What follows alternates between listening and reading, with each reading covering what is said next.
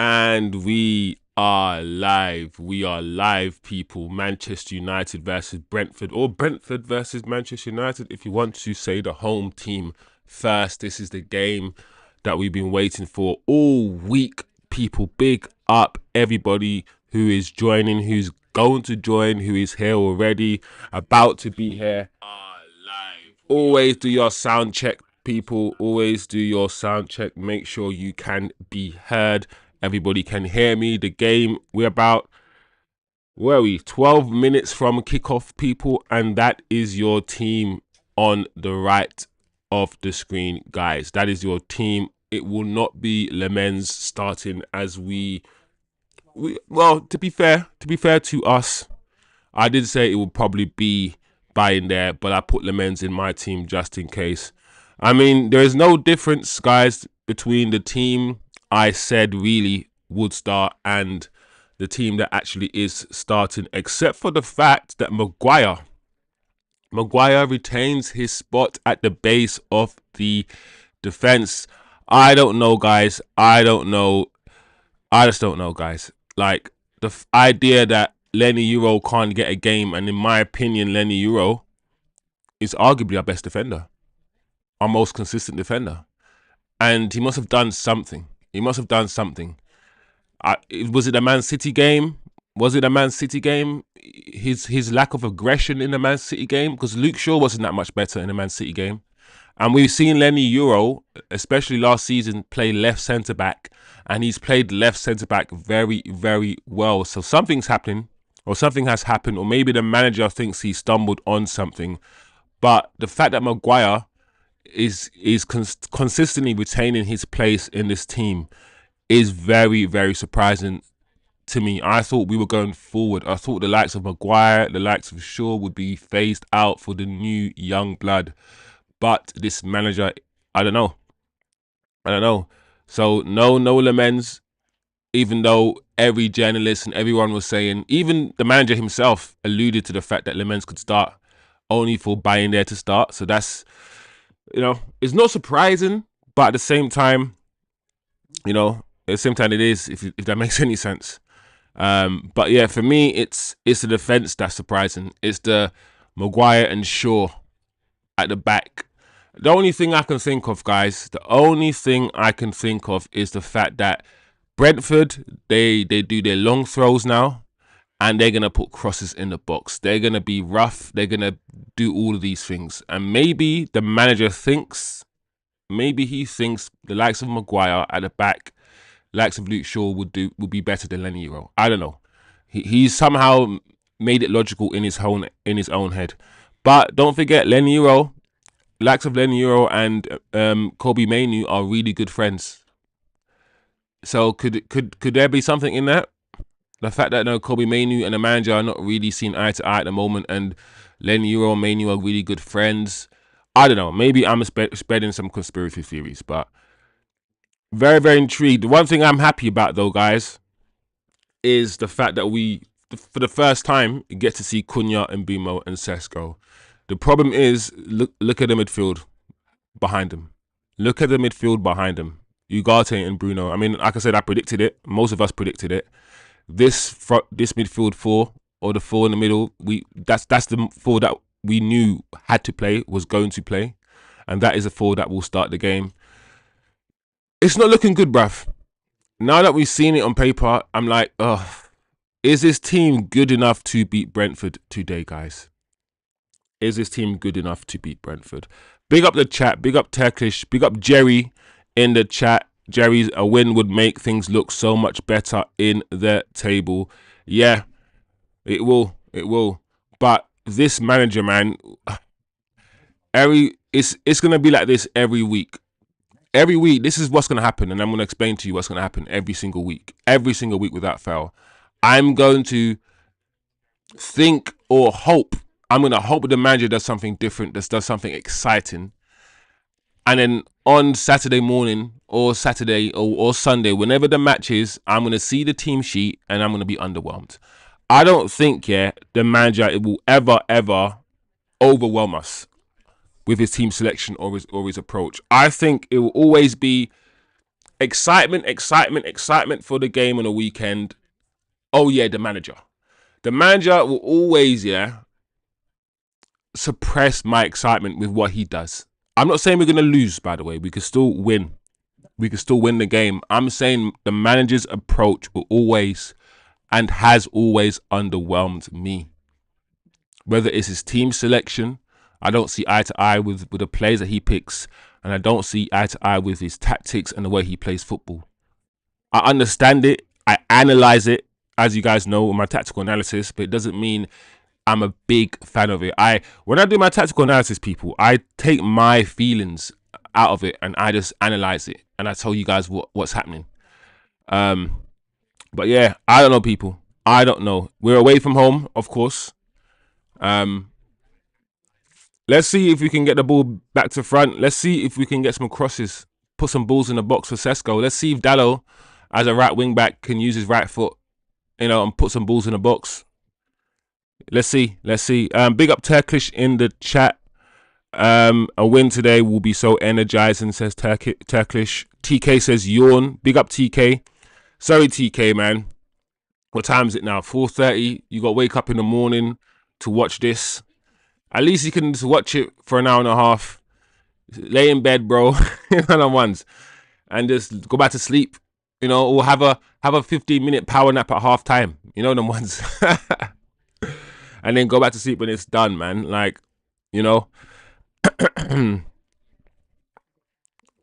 Turkish says, I'm not mad at the front three. I mean, this is the front three that we've all wanted to see. Except for the Xerxes front three. I think we need to see Xerxes in the front three next. But this is our new front three. The manager's now playing his new toys. Yeah, so let's see what sort of play we can do. Let's see what combinations we can make. Let's see how cohesive we are. Is Sesko going to be running towards goal and we're going to think he's dropping deep? So we play it short while Sesko, is thinking we should play it long.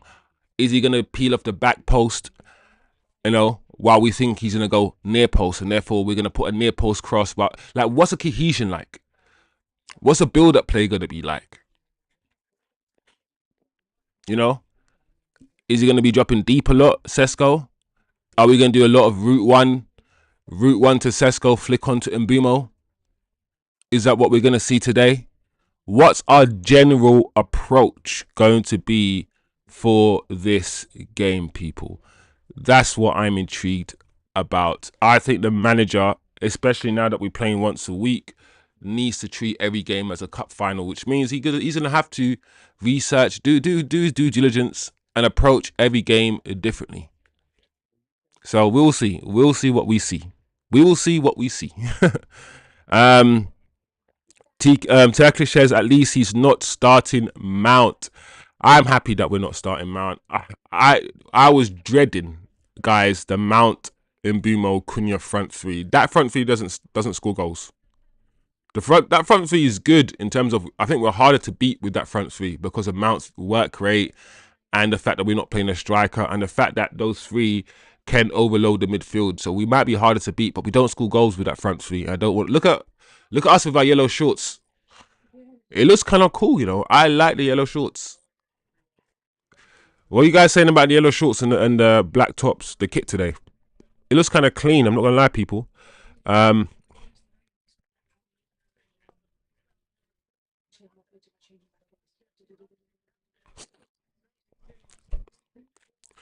TK says no lamens. Change my 1-1 prediction to 2-1 Brentford win, says TK. I get that. I hear you. I don't think I'm as optimistic as I was yesterday, TK. TK was a bit more bubbly. Now that I've seen the team sheet, I've seen the defense. I'm not as optimistic, but hey, we're here. We're here, guys. We're here. So let's see. Turkish says, I've been feeling it could be 2-1 to United or the opposite, 2-1 to B. So 2-1 result either way is what Turkish is going with. TK said, the lineup is yet another pure example of our manager not taking the opposition seriously. No wonder we struggle against these teams, says TK. Or maybe he's taking it too seriously.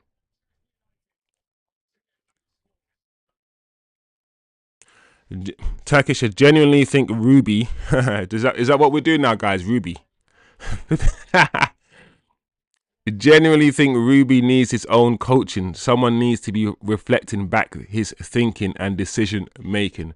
I thought with a structure, a DOF, and all the things that we've got now, we'll be able to better analyze and better judge our managers, our coaches, with the likes of Ed Woodward and Murto and all these guys.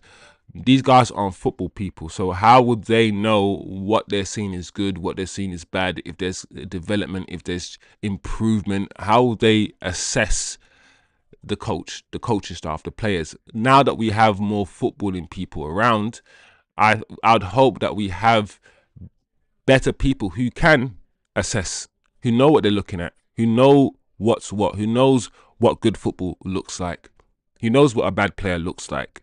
But at the moment, can you say that it's been reflected, or reflected with the decision to keep the manager? I don't know.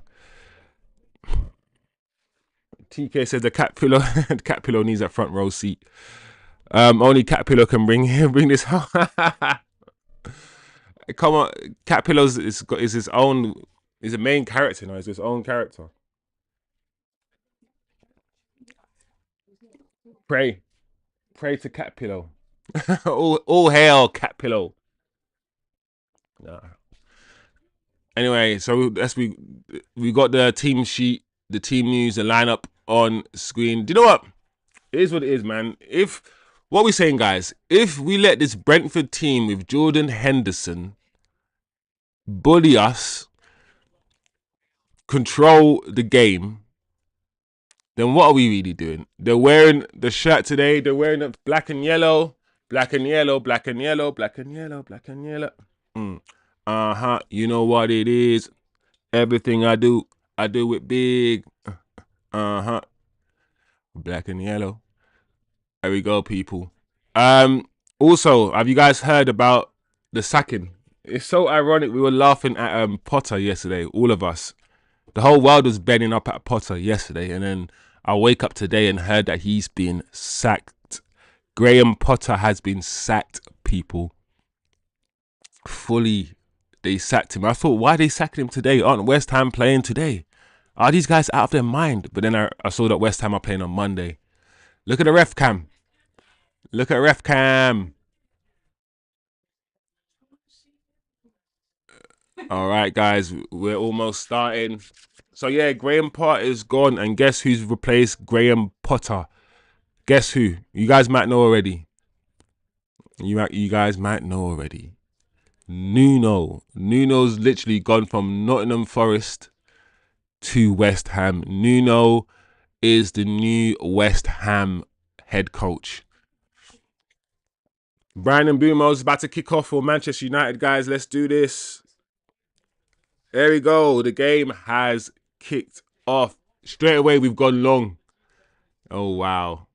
Straight away, we've gone long. Wow, Brentford already on a counter-attack. Already gone past Dallo. Okay.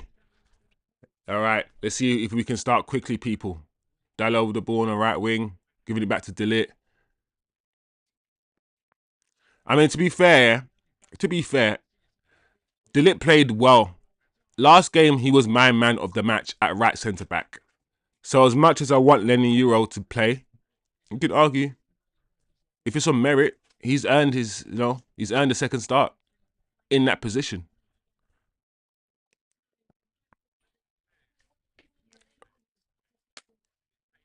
We look so weird with the black and yellow, man, with the yellow shorts. It just looks so strange. I've never seen United wear a kit like this before.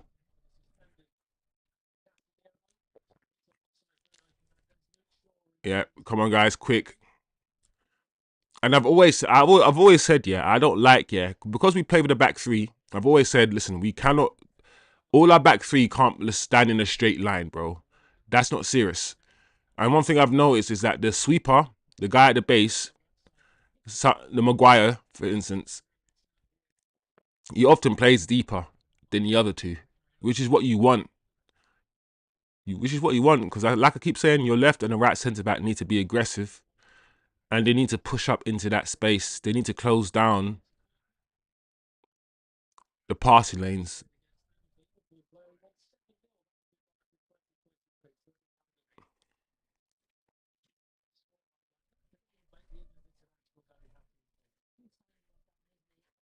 Oh, oh my lord. Oh, Maguire, you didn't need to do all of that, man. If you just controlled it properly when you got the ball, you didn't need to boot it out, man. 2 minutes gone, people. United need to find about £40 in their budget for a new mirror. Ruby then needs to read the starting lineup back to himself in said mirror so he can, so he too can witness his own stupidity. Oh man, it's so frustrating because I'm the sort of person, yeah, TK, that I wish I could hold the manager in a room and interrogate him and find out why he does what he does. Oh, wow. We've seen Brentford's long throw already. This long throw is going to be a problem. Because we don't like set pieces. We're not good at handling set pieces. Neither is our goalkeeper.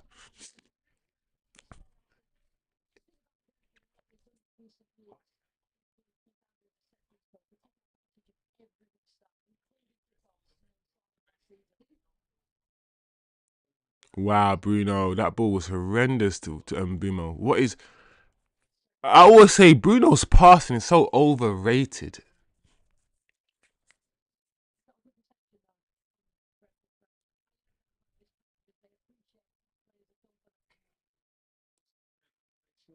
Yeah, this is not the greatest start by United.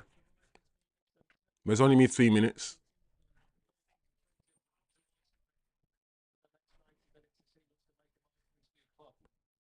Oh, Delete doesn't want to be out there, does he? Well done, though. Well done, Delete. Well done. Yeah.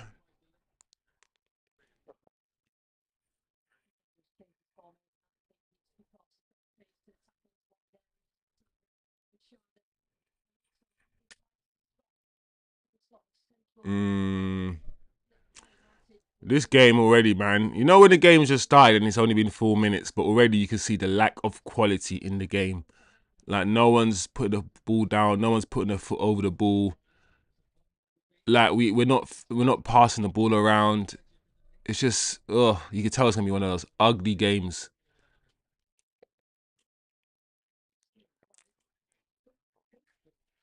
Here we go. Counter attack. Cunha on the ball.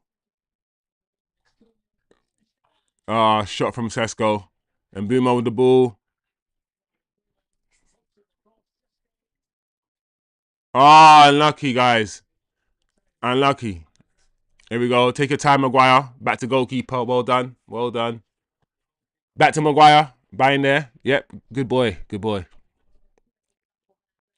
You know what I don't like, guys? I don't like, yeah, when Maguire has the ball, like he has now, 5 minutes, and he's walking. I used to hate it. Look at Dillit, yeah? Look at Dillit with the ball. Look how he's got a little... I know he's walking now, but he had a little jog. I'm like, when you're walking, when you need to be slow, it doesn't mean you need to walk. You can still take your time, but have urgency.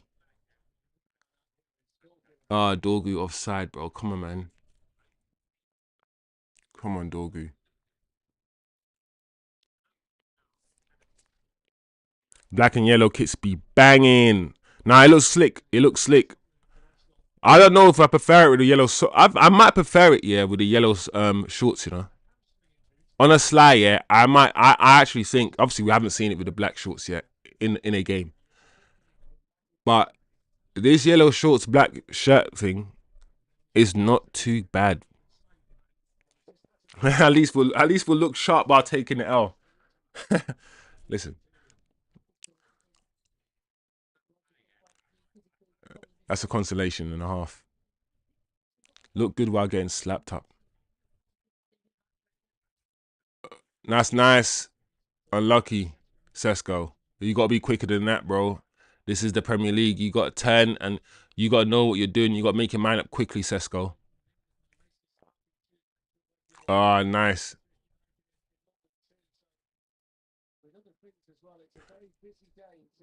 Oh, Brian. Ugh, unlucky, Brian.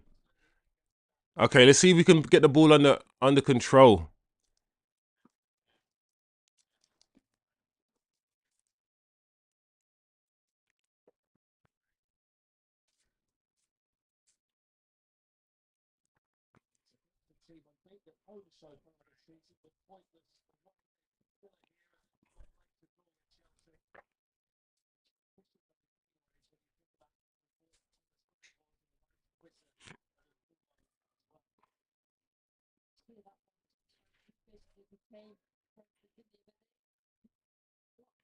Let's see our defensive structure. What we doing?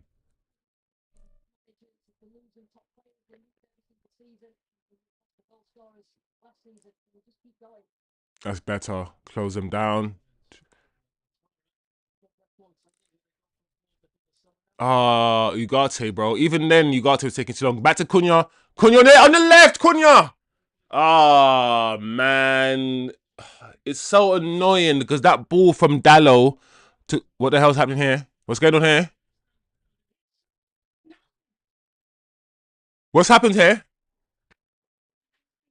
I don't understand. What's happened? He scored.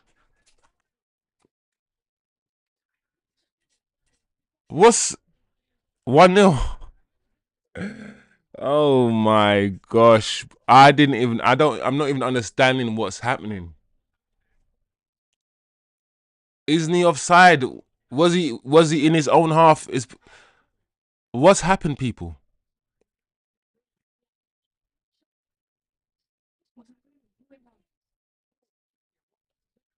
He's onside. He's onside. This is what I'm saying. Why has the manager played Maguire? Oh, why has he started? This is on the manager, bro. Maguire can't play in a high line. He can't play this kind of football. We know this.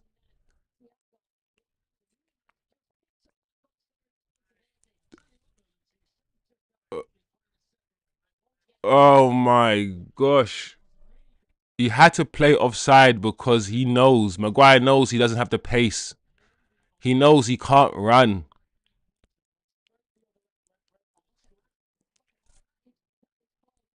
He looks onside, people. He looks onside. Oh my gosh.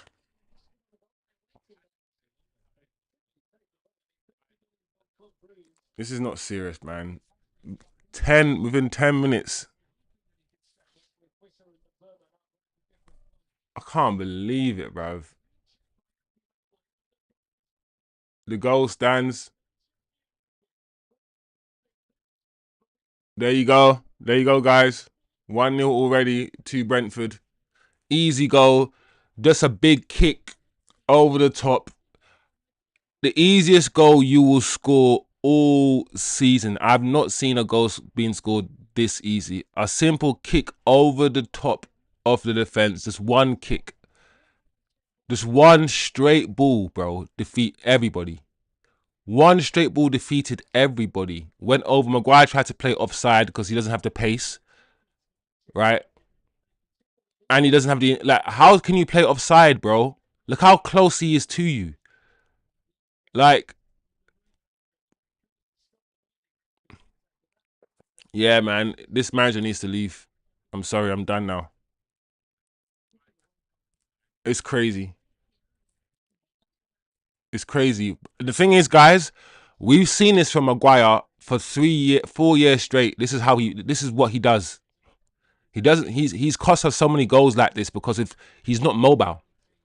And I keep telling people, listen, as good as Maguire, as decent as he has been, yeah, this year, he still has the same deficiencies. He's still the same footballer. He's just been playing in a back three, which means these deficiencies are not seen. He still lacks certain things. He's reinvented himself, Maguire, over the last year or so. And people have just totally forgotten how rubbish he is. No, he's not rubbish.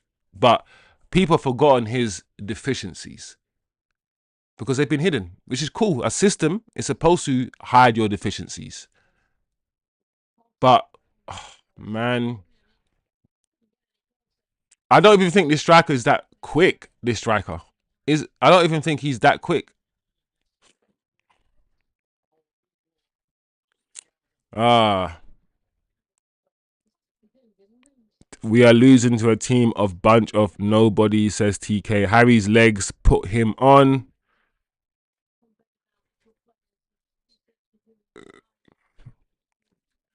Turkish trying to be hopeful. TK says, with this team, hope leads to disappointment. Ah.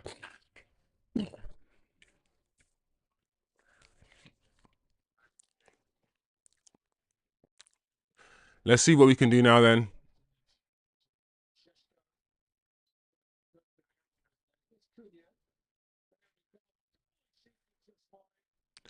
See that shot from Cunha, right? That shot from Cunha that went wide. Would Shivam, if he was in the chat, be saying Cunha was selfish for not passing? Or do you think he would? I need to understand the whole who's allowed to be selfish and shoot all the time, like Bruno, and miss and keep missing, and who's not. I need to understand the rules. Because I think Cunha should have passed that ball there, laid it off to the right hand side. But once again, you know, Cunha is going to be snatching at chances, and Cunha, because he wants to score, he knows that we spent £62 million on him, Cunha.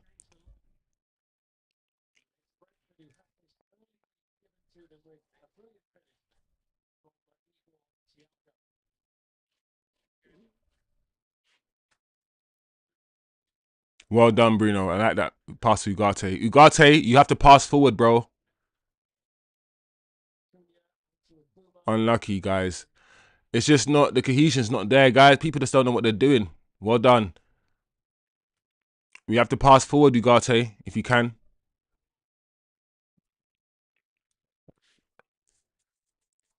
Yeah, man. We're useless, bro. This football, man.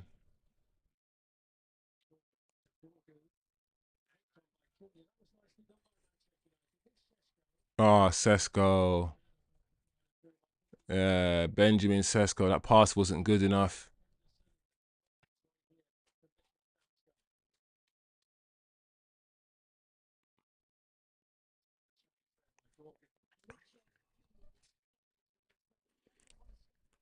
Yeah, this park is also where we got ploughed 4-0, unveiling our full bring green kit, bright green kit.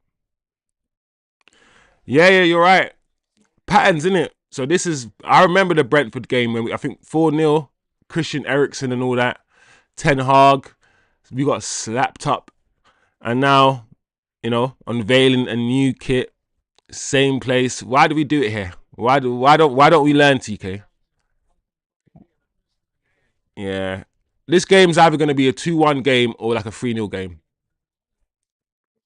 We're either going to come back and win 2-1, or Brentford are going to score a second and then a third, and we're going to lose 3-0.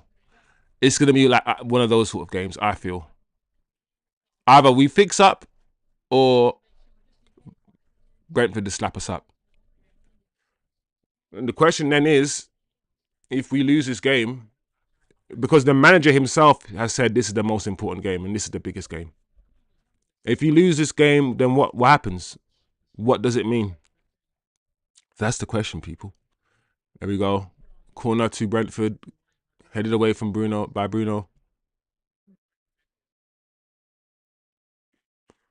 Imagine Brentford, yeah. This is why, listen, the context here of this game pisses me off, you know. Imagine losing your two best players, bro. Your two attackers. The attackers, yeah, that gave you about 40 GA. Because I know MBEUMO had about, 18 goals or something, and like 8 assists or something. And then with at least 40 GA, yeah, Wisa and MBEUMO got Brentford last year. And they lost them both.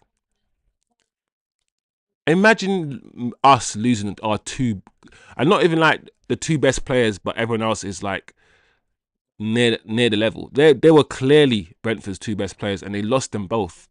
And look at them. It doesn't matter. Of all the teams, yeah, I wanted to beat Brentford more than anything. Oh my gosh, almost a second.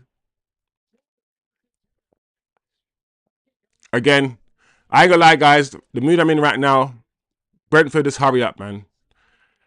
Brentford, just hurry up and score the second, bro. We know it's gonna come. We know we're gonna lose a game. Just hurry up. Hurry up now, please. Finish. Almost. Should have been two. Should have been two. Two good saves from buying there. Two good saves. It's too easy. Way too easy. Yeah, I'm done with this game already, people. I've clocked out already. I'm done. We are so bad. I feel like, yeah, the week, yeah, is too long. I feel like the week that goes by convinces me, especially with no midweek football, it convinces me we're a decent team sometimes before I watch us.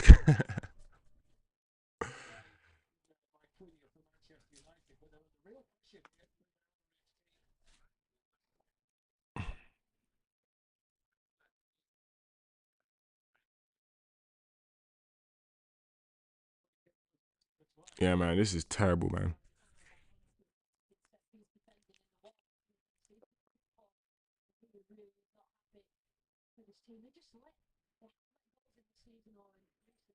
Look at us. We just don't look at us. I'm not even convinced. Look how we're defending a set piece.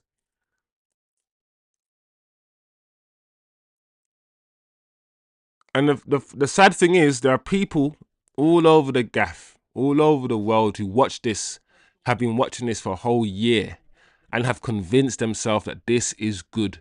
The manager is the best thing ever, and they've fully sold into it, bought into it. I'm like, bro, wait for something, wait to see something to buy into first. Just wait.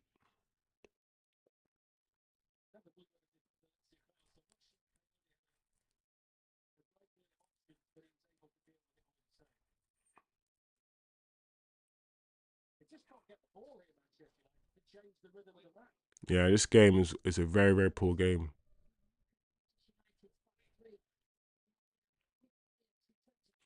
Turkish has no excuses to not start some of the other lads from now on. I'll take Kobe and Manzaxi. Yeah, it's like, there you go. That's the second.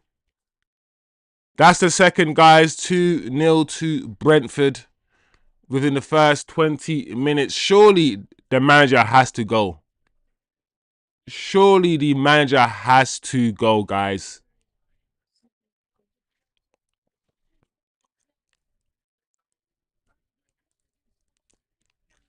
So easy, so simple. So simple. Like I said, I've checked out, people.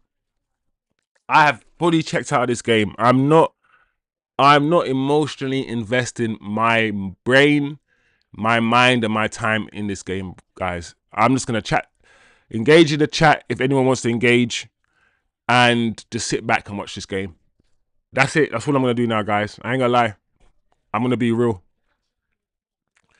I can't do this, guys. This is not serious.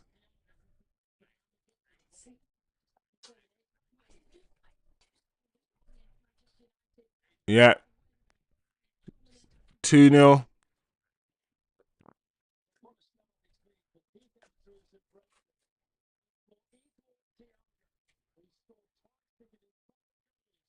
And listen, it's not Binder's fault. I don't want anyone to be talking. I hate, yeah, when our goalkeepers save the ball and parry it out, yeah. And Arsenal and every other football team, their defenders will be there to clear it. When we save it and parry it out, our defenders are nowhere near and they get an easy tapping. It's not Binder's fault. Binder reacted very quickly and he saved it. The ball, yeah, could have gone anywhere. There was about 3 Man United defenders and only 1 Brentford attacker. And somehow the ball fell to the 1 Brentford attacker in the box.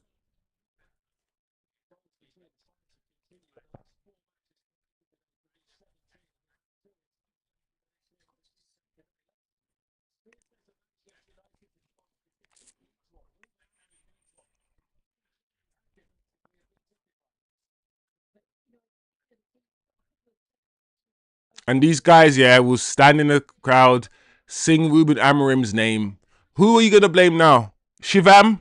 Come back to the chat, Shivam. Is it Ahmad's fault that we're losing 2-0 now, Shivam? Is it Ahmad's fault?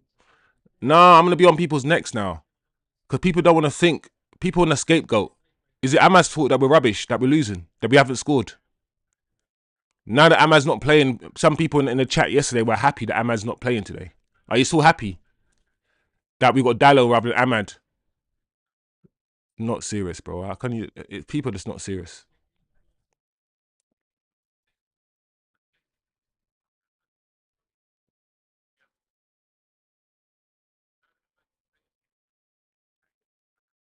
What is Amorim doing? All we're doing, guys, is hoofing the ball up to Sesko and asking Sesko to lay it off. We're not playing football.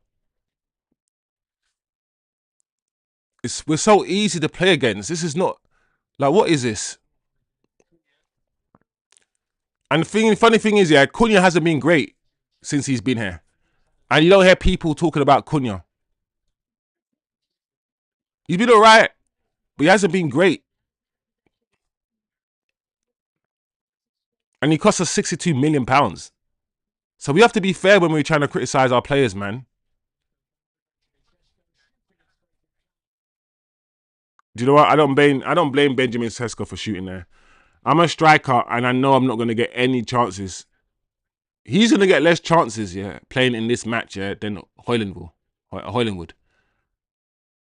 Because people are convinced here that we're better. They're convinced. All this GA and XG. XG, expected this. All these stats.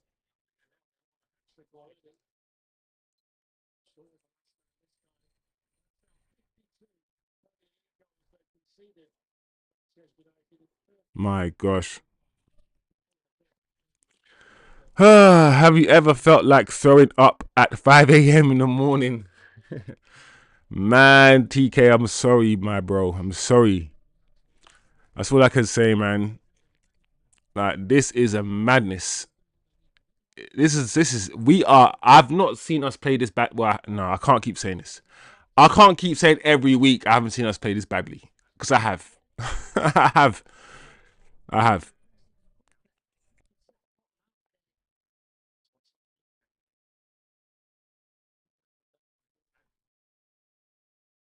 Just think, we could have had Nuno. Bro, we could have had anybody.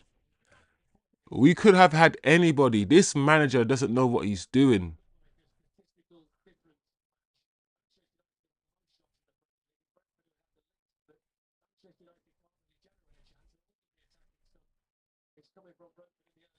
Brentford have the worst attack, the least shots in the Premier League.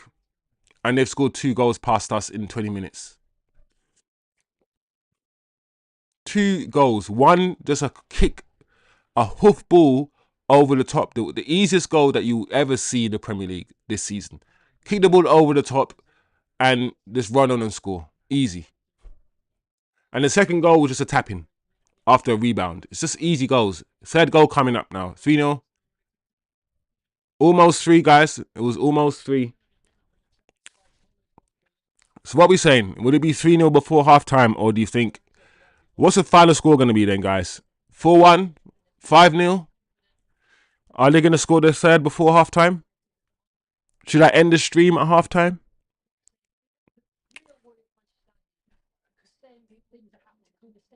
This is nonsense, bruv. Look at this. Just boot the ball to Sesko. Give it to look. Give it to Cunha. Oh,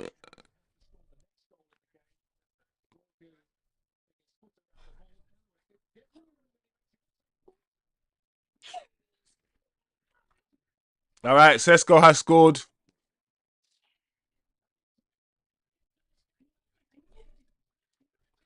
All right, so what's going on? Sesko has scored. It took him 3 chances, but Sesko scored.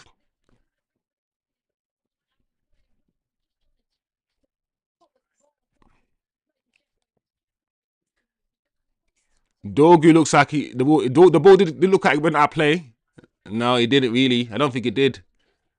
Header. Shot. Man had 3 chances, then he smashed it in.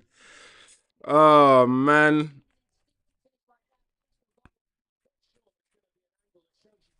Oh wow. So what we saying, people? Are we about to go on a journey here? Are we about to go on a roller coaster? TK, talk to me. Talk to talk to me, T Kizzle. What are you saying, Turkish? What worries me is that we don't have any living memory amongst the team to use resilience to break through. Oh, VAR's checking it. Maybe it's not going to go in.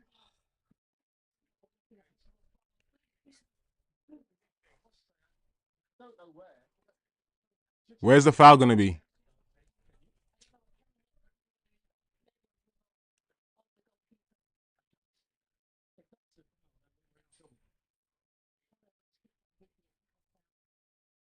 What are we looking at here?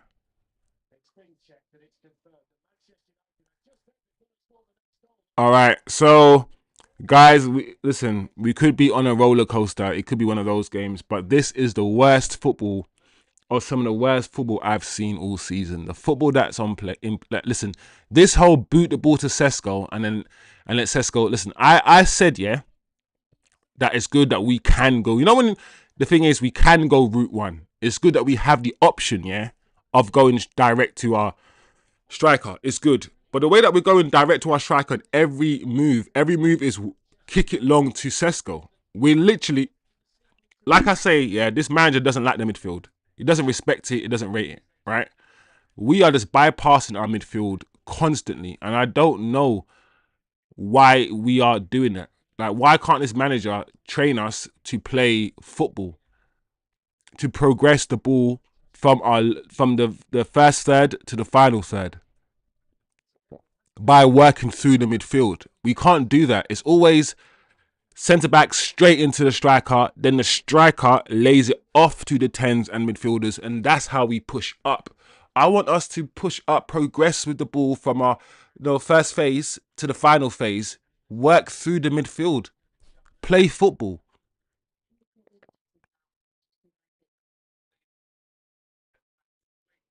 The way the manager moves us up the pitch into the final third is by going direct. But we're here now, guys. We're here. 2-1. 2-1. Big up Eddie Blacks. I see Eddie in the chat. Big up Eddie. 2-1. 30 minutes to go.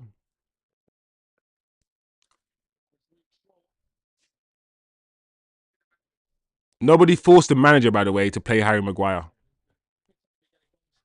While I understand to a certain extent, you know, maybe he's thinking play Harry Maguire because of his strength, because of his height and his heading ability against Brentford, who are going to do, a lot of set pieces.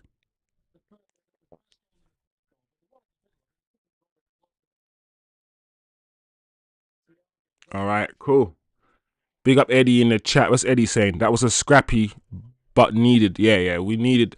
If we didn't pull a goal back in this first half, the game's done. And I'm not gonna lie, Eddie, mentally, I was checking out, bro. I was checking out this game. Listen, even now, we've pulled a goal back, but this is shocking, bro. Let's not pretend what we're seeing is good. Let's not even do that or try to do that. This is shit. But we pulled a goal back. So Ugarte's pass was terrible. Yeah, I mean, Ugarte's been asked to play more forward. I see that he's trying to play more forward, Ugarte, because he has to. We have to score goals. So maybe let's see what we do here. Actually, oh my lord, oh my lord.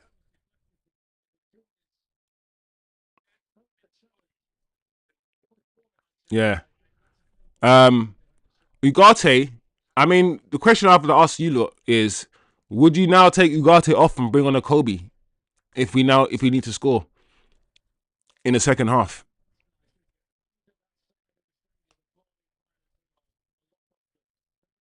Well done, Brian and BANTER, man.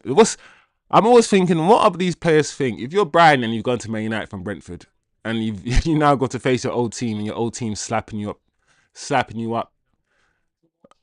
What's it like? What does it feel like? Because you feel like you've progressed in life and you're advancing.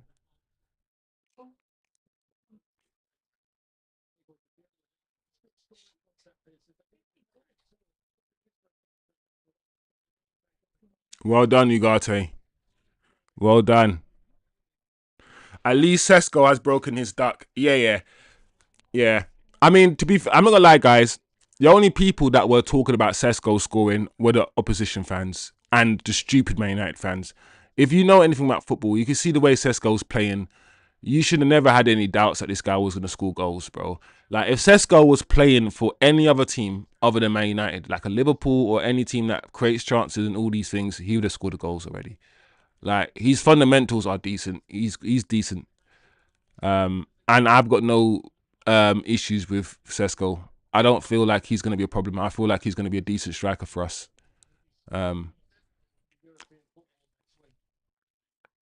and as long as we score as a team. I'm never, I'm never really somebody who cares who scores our goals. I'm not someone who's like, oh, because I always feel like anyone can score if you have a good team. When we lost Van Nistelrooy, everyone cried, but then Rooney, Ronaldo, Tevez, scored goals. Every time we lose that goal scorer, we just replace them and then we share the goals around the team or we get another one. It's like, if Sesko doesn't score, as long as we as a team score, that's all I care about personally. Oh,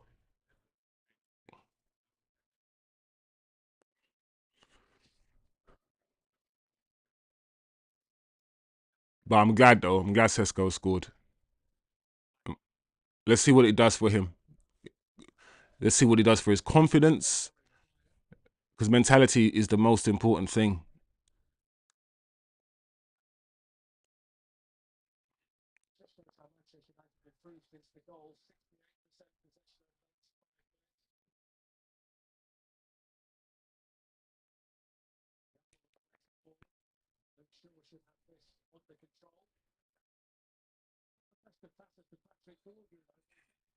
Yeah, man, that pass from Luke Shaw to Dorgu was a dead pass, boy.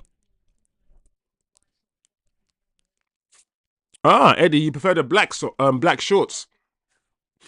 Yeah, I think the black shorts, yeah, probably look slicker in it because it's all black. Um, Probably something you might, wear. I mean, like, you wouldn't probably wear the whole kit out, would you? You probably only wear the shirt, but yeah, it's definitely more slicker because it's all black. But I like the yellow socks, Eddie. I can't lie, I like the yellow socks. Looking like a wasp, looking like a bumblebee. It's interesting, isn't it? We're the ones that look like bees. We're facing the bees, looking like bees. Ironic, isn't it?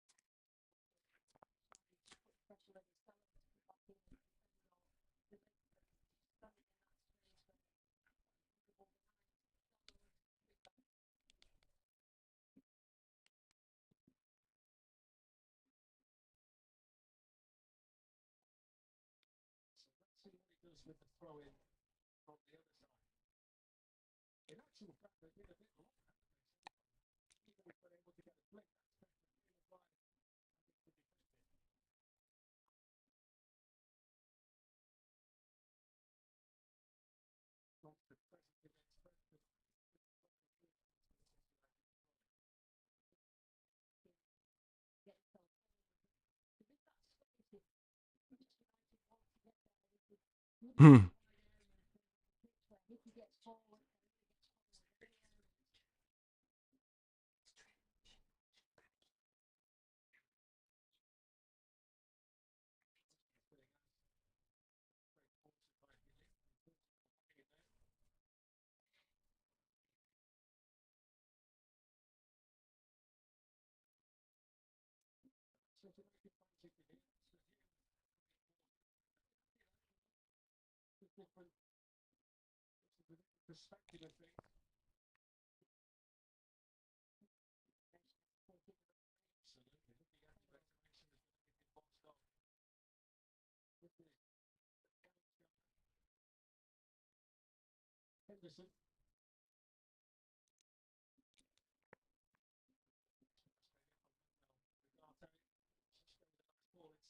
Oh, there's Cunha. Pass the ball, man. Oh, Cunha. I want to know if Shivam, just like I keep saying, I want to know if Shivam has the same energy for Cunha. 3 times now, 3 times Cunha's been in a position to pass the ball and he's just not passing it. Look at Bruno. Bruno's like, give me the ball. Give it to me. You have to be consistent. Like I said, yeah, you cannot scapegoat one player for not passing when Cunha's like this. So many other players are like this. You just got to understand why they're doing it. Try to understand why they're not passing. Maybe that's what we need to do. What do you think of Igor? He looks alright so far. I don't. I don't have a hard opinion on Igor. I don't think I've seen enough of him. Yeah, I can't give you a complete assessment, Eddie. To be fair, but he looks alright. It looks okay. I'll keep. Oh, what's happening here?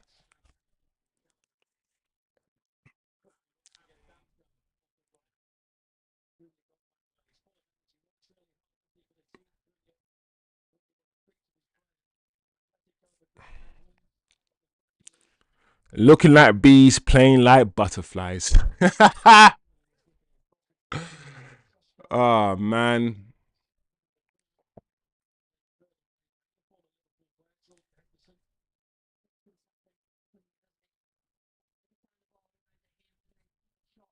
Man said Igor from Adam's family. I like Coyote. He's better than Dorgu in my opinion.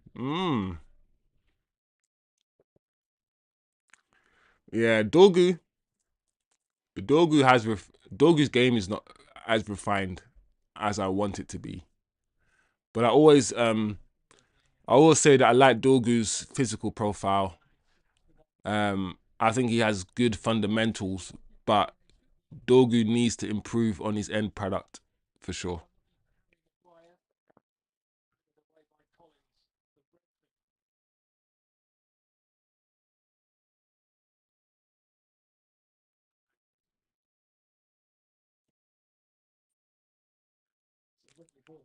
Yeah, man. Oh, Bruno. Oh my lord, it's just basic Bruno.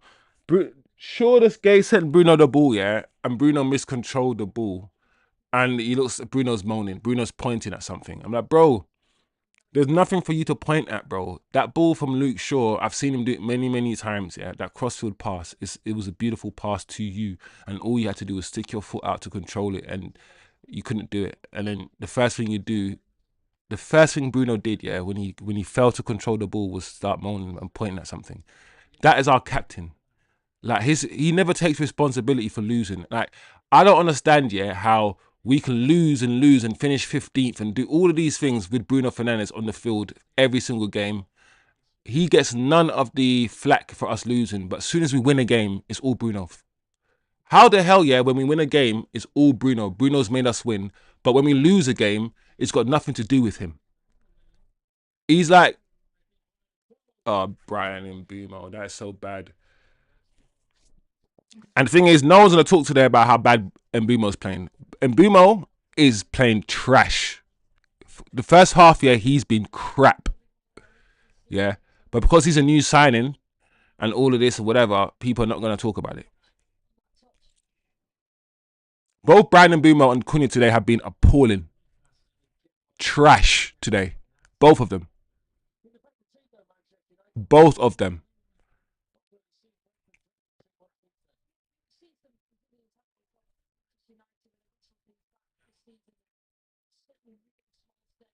They need to step it up for sure in the second half. These are the kind of games, yeah. This is the reason why we bought those two for games like this. For games like this.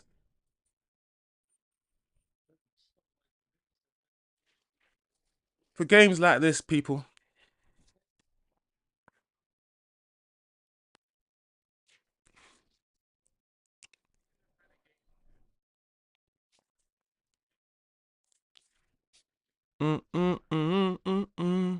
Go, go, Power Rangers. Mm, mm, mm, mm, mm. But Dorgu is probably more of a fullback than he is a wing back, to be fair.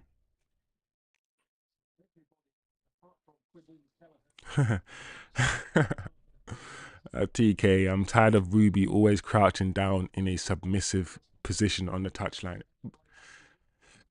There's some actions, yeah. Wow.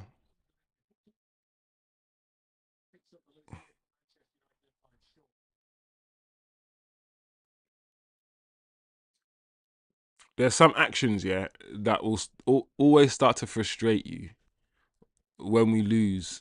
Like stuff like this, stuff like him crouching down in that little, submissive position, hiding away, all these things that he does. The more we lose, the more those sort of behaviors start to become more prominent, and it will start to frustrate us. Because we don't associate those sort of behaviors. We don't associate that with a winner, with someone who wins, someone who's confident, someone who's we don't associate those things. So those little behaviors will vindicate what we believe the manager is, which is slightly spineless because he doesn't stand up. I mean, we call you spineless and you don't even stand up. What is that, Luke Shaw? What is that? I still don't understand what that is. What was that from Luke Shaw?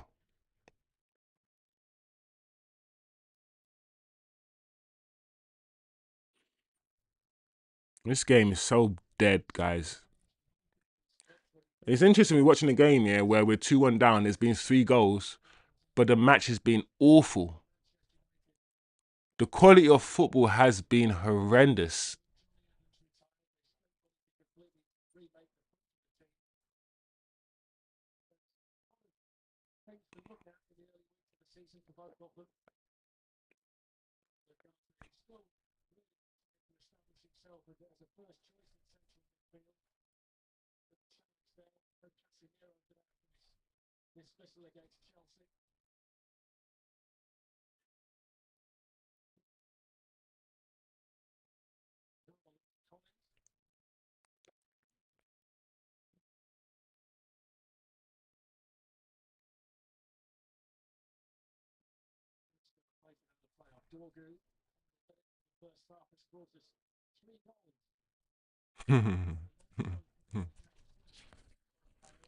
Oh, guys. Oh, my Lord.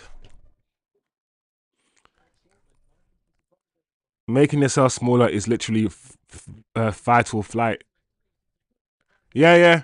He's always displaying those sort of traits. You know, I like to watch him in press conferences, scratching his neck. You can tell how uncomfortable he is. Just scratching his neck, making himself smaller because he can't run away or hide. Yeah, not gonna lie. Also, anxiety can be reduced by getting lower down to the ground and somewhat stabilizing blood pressure. Go on, Turkish. Turkish is cutting through and is giving us the psychology. Big up. TK says spineless. If I ever get a jellyfish, I'ma name it Ruby. Oh man, Ruby the jellyfish.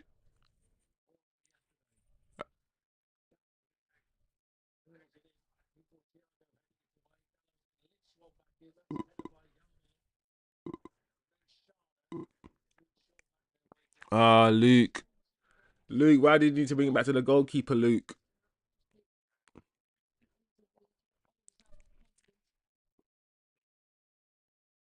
Oh man. This is dead, bro. This football is terrible, man.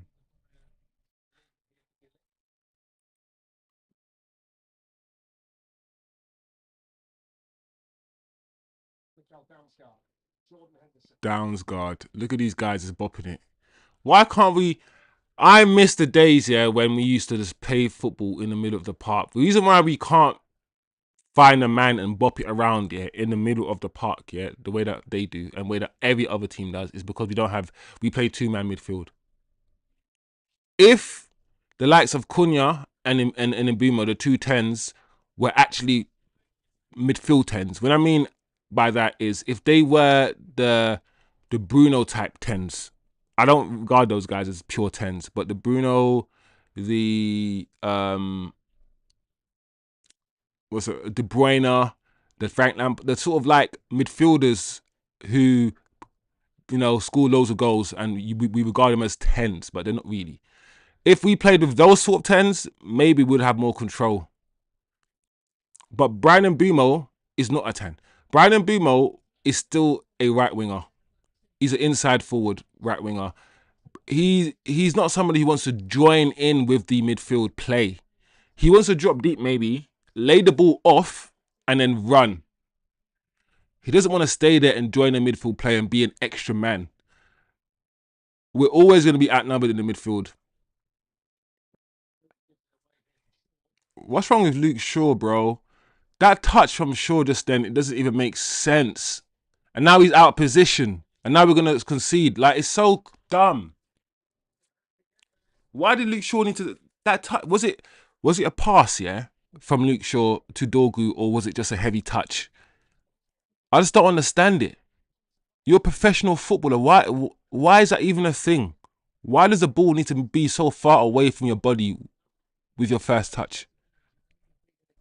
Luke Shaw, man. Just hurry up and score the third, bro. So we can just end this stream, man. This is one of the most unenjoyable games of football, yeah, I've sat and watched, bro. There's no football being played here.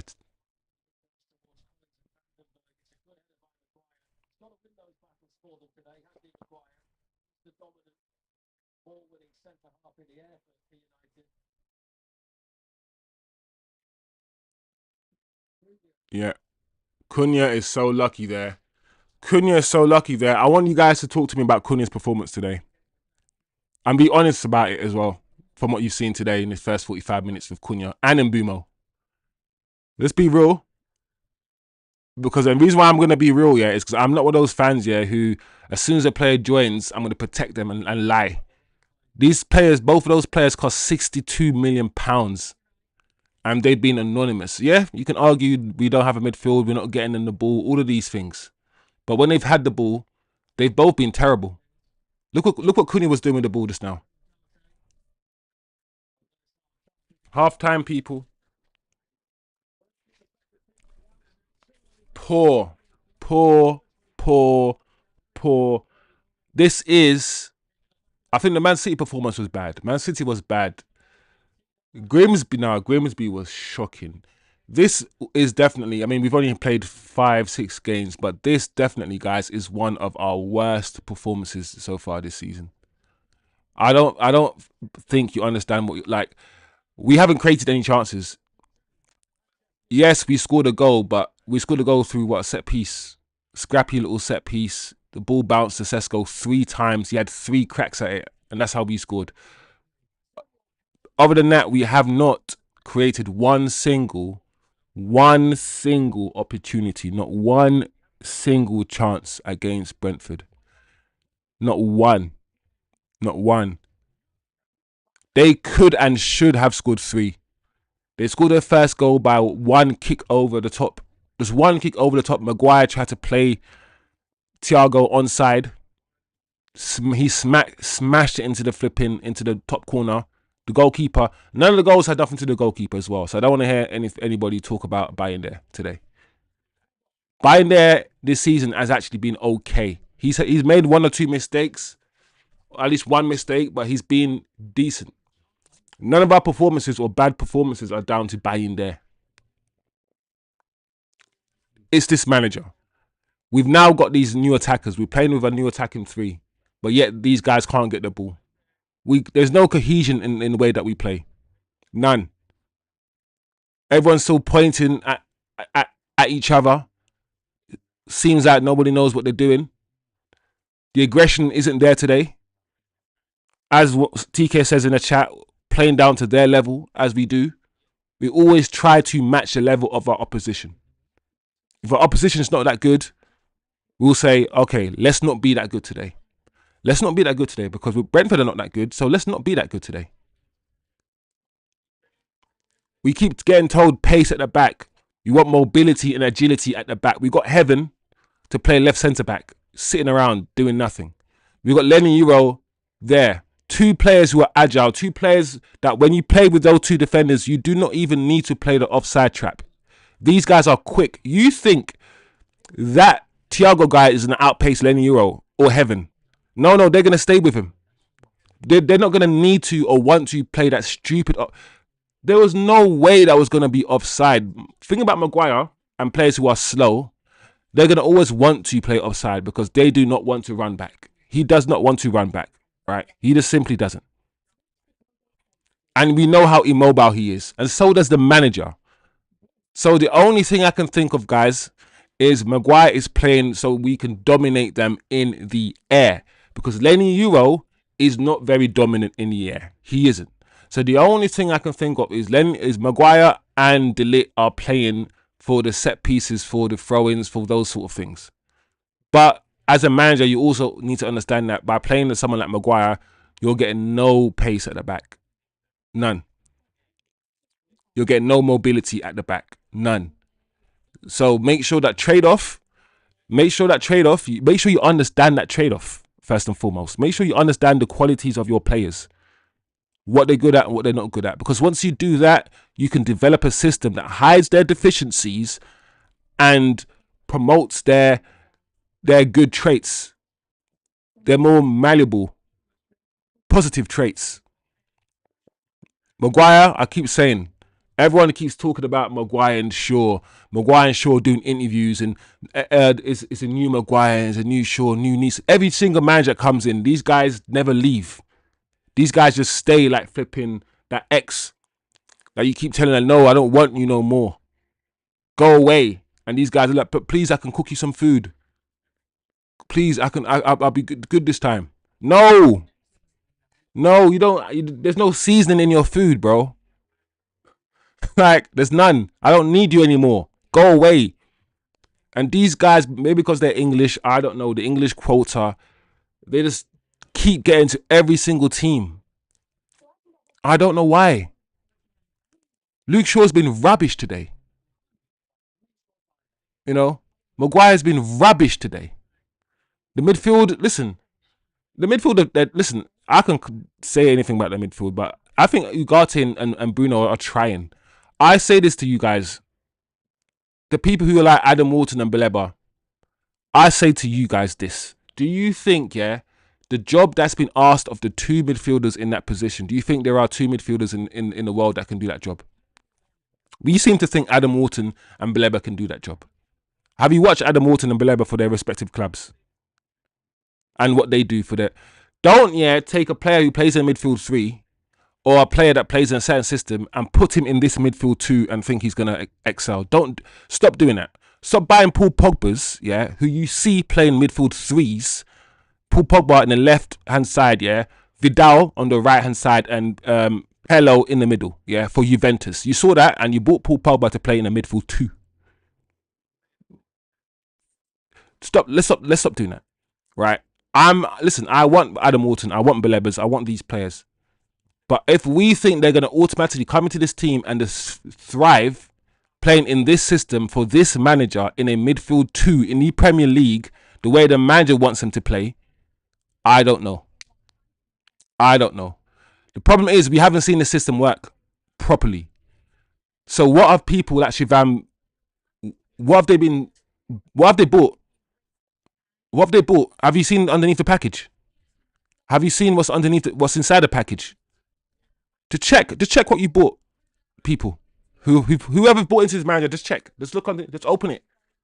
Look, just tear it open a little bit. Just make sure it's addressed to you. That's all I'm saying. That's all I'm saying. So I'm not happy.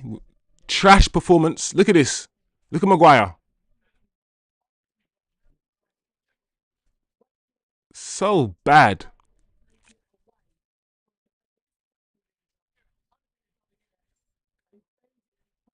But anyway, let me see what the chat is saying. Brentford are controlling this game too much for my liking, says Eddie. Yeah, it's so bad, guys. It's rubbish. Listen, we're away from home and we're against Brentford, but I expect better from Man United at this stage.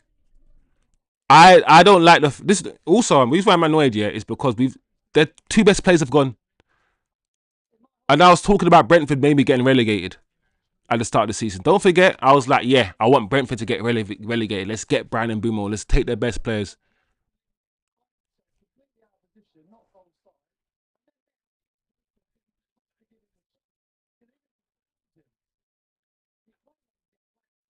Nah, man, this guy trying to blame Delit, bro. You're trying to blame Delit. It's not Delit's fault, man. Stop it. The way that these guys are trying to analyze the goal right in front of me, bruv. Like trying to say it was Delit's fault for the second goal. Big up Osman in the chat. Big up Oz. Cunha is having an Ahmad this season. Still need to give him time. Yeah, no. Listen, thing about me, yeah, I'm not gonna say it's a conclusion you reach, Eddie. I'm not gonna say Cunha is not playing well and we need to sell him and he's rubbish. That's Shivam. I'm saying Cunha is just not playing well and we need to say what we see. He's not playing well. He's playing rubbish. And that's just true. He's just not playing well. He's a good player and I still think he will come good. He's just not playing well right now. And Amrin ball puzzle. Doesn't asking your 10s to drop deep and wide to help out the wing backs necessarily blunt some all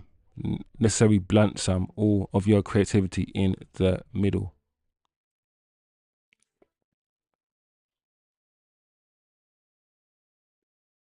I hear what you're saying, Osman. You're saying in our defensive shape, Osman, the 2 10s go wide, right? So we kind of play with 5-4-1. That's our defensive shape. But our attacking shape is the 2 10s more inverted.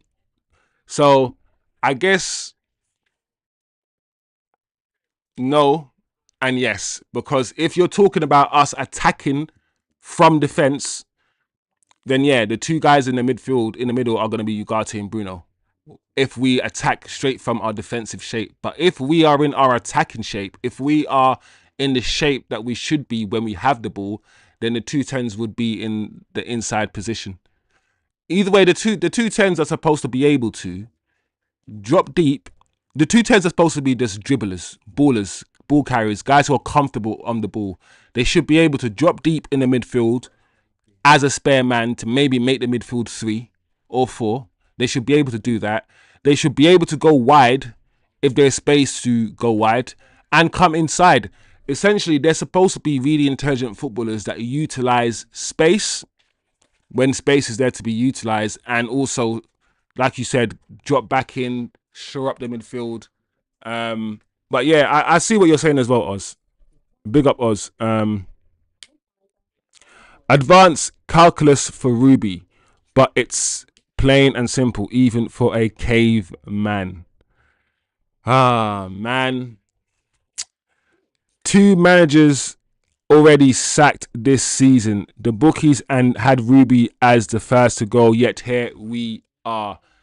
Yeah, I'm not gonna lie, guys. If I'm not the manager in, I'm closer to the manager being out than I'm in. And at the moment, if you ask me to make a decision, if I had to make a decision right now, I had to make one, I would probably get rid of the manager. I'm just being honest.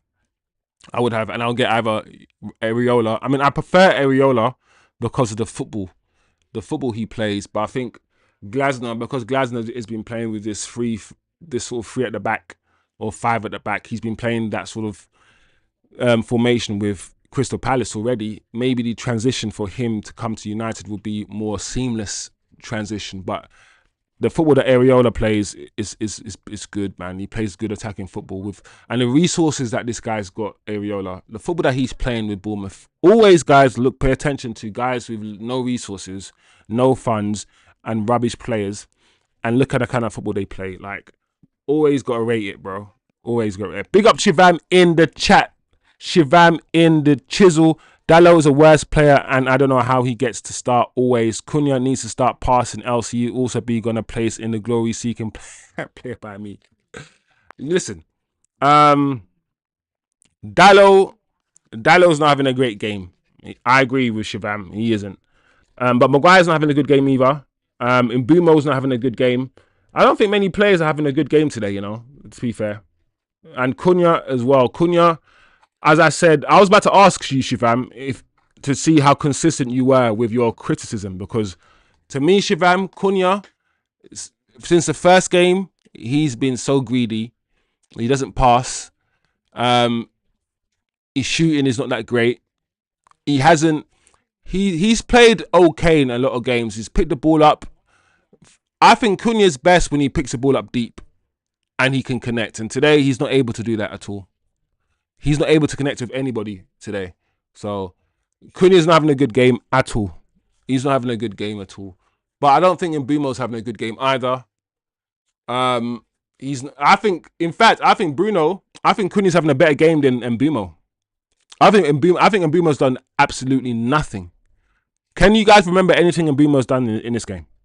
Can you remember anything Brian has done in this game? Just anything? Nothing. So I think Cunha's frustrated because Cunha's had the ball a lot and his end product hasn't been great, but at least he's had the ball. Mbumo hasn't done anything with the ball. So yeah, I mean, this game is just not a good game. It's not a good game to watch. This is one of the worst games I've seen us play for a while. Against Arsenal, we were okay. We create chances against Arsenal. Against Man City, we were rubbish, but last half an hour, we did something. Against Fulham, we should have won. We created 1 or 2 chances. We should have scored. We should have won. Burnley, we create, this is, in terms of the football and the quality of football, this is bad, guys, what we're seeing. It's not good. Look, we're seeing the halftime dressing room.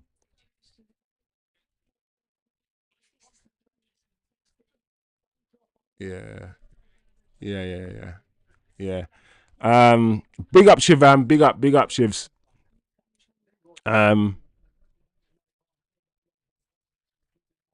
Look at Lenny on Kobe.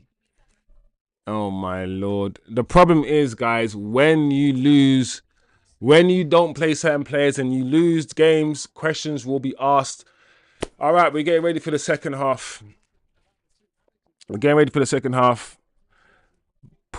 Portuguese priority, it's called. Yeah, man, it's good to see Shivam, bro. When does Dalot have a good game? Bro, Shivam, that's what I'm saying. You didn't want Ahmad to play. And I said, listen, I don't care. Ahmad is the best wingback we have in this team, in this squad. Not Dorgu, not Mazraoui, not Dalot, Ahmad. Here we go. Prediction: there will be a goal in the first 5 minutes of second half. All right, TK. Second half has started, people. Let's go. Already a throw-in for Brent. Already a throw-in for Brentford. Flipping heck, guys. Sell Bruno, Ugarte, Cass, Maguire, Shaw, Dalot. I need Mainu in for Dalot and push Mbumo to right wing back and remove Maguire and get in Euro. See, Shivam, I like that, Shivam. I like what you just said there. I don't understand, why Brian Mbumo is not playing right wing back. He's played it for Brentford. He played there many, many times. I don't understand why he can't play there.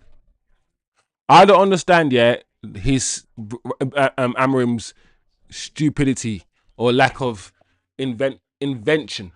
You could easily start Brian Mbumo right wing back to have that pace and agility at wing back, and then play Xerxes, play Kobe Mainu, play someone else in the 10 to show. There's so many things you can do. That's my issue with the manager. There's so many things he could do, and he just doesn't do any of them.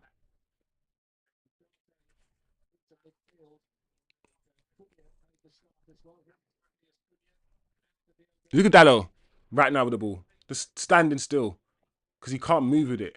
Oh, Cunha, bro. Cunha needs a bit subbed off. I can't do the Cunha thing today. I can't do the Cunha thing today, guys. I can't do Cunha today. Take him off. Please take Cunha off the pitch. I'm just done with Cunha today. I think Cunha maybe woke up on the wrong side of the bed or something. I don't know. He's not. He's not. He's not locked in. He's not locked in. Those throw-ins are corners. Yeah. We listen. We've been warned, guys. We've been warned, TK. We've seen Brentford do this. They've been doing this, which is like I said, must be one of the reasons why Maguire's on the field. Right? We have to try to understand or at least see what the manager's trying to do. Otherwise, we just think he's crazy. We just think he's crazy and insane.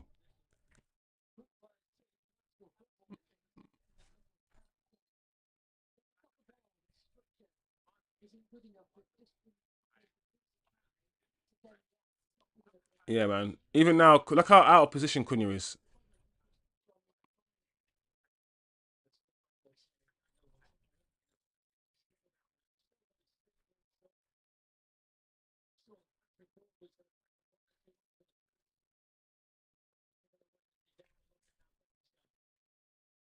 Let's get the ball down, man.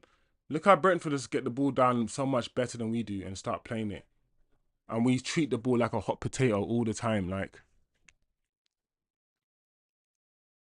what's the gym? I don't get what does Jim, Wilcox, and these guys think when they see it? Do they even understand what they're seeing?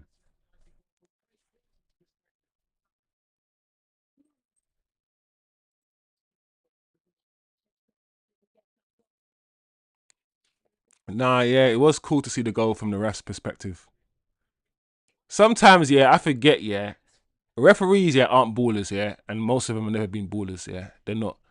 But they have the perfect view, yeah, of some of the best football that we'll ever see. These refs, yeah, are on the pitch, yeah, while world class footballers are scoring some of the most beautiful goals we'll ever see. And like the referee has the like such a sick view. He's on the pitch like the players are. like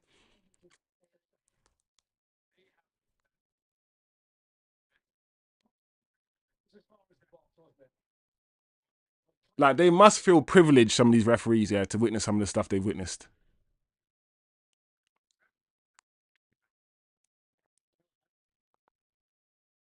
Oh my gosh. What kind of header is that by Delete? Oh my gosh. That was good from Brentford.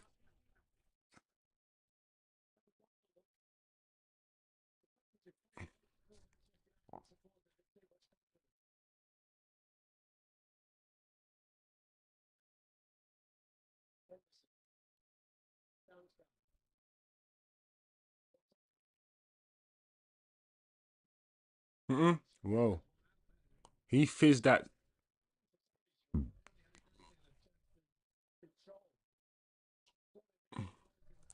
Yellow, man. That's a yellow card for the foul on Dorgu. You got to book him for that, ref. You got to book him for that, ref. Come on. No?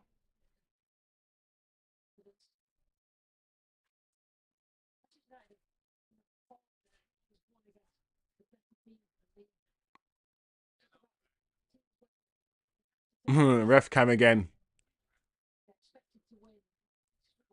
Oh my gosh.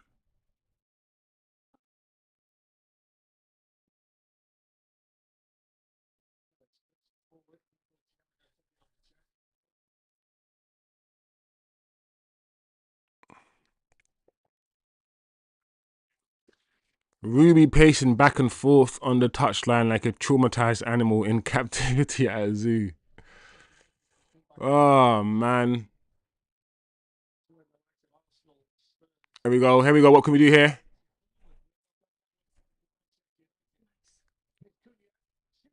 Cunha. What is wrong, bro? I'm tired of Cunha now. Like I said, please, manager, if you know what's good for you, take Cunha off the field, bro. I don't care. Nothing this guy's done yet has been good.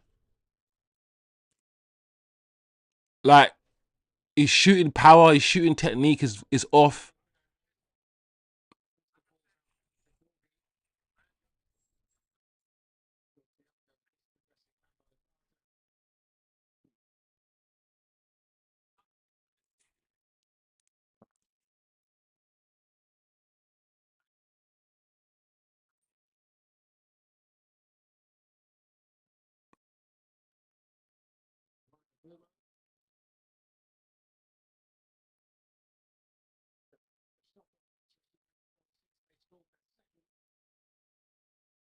Hmm? My lord, look at that pass from Dallo. I don't under what goes through these world class, international foot. These are international ballers who play for the international teams. That pass from Dallo to Bruno, or that attempted pass, my god, I just can't understand that sort of pass. It doesn't make any. That's a brain fart, a brain glitch. That's a brain glitch. That pass is crazy, guys. It doesn't even make no sense. I wouldn't mind, yeah, if he curled it inside, but it was an outside curler as well. So the ball was curling away towards the corner flag rather than towards the goal. It's a wrong pass in every sense, yeah, of everything.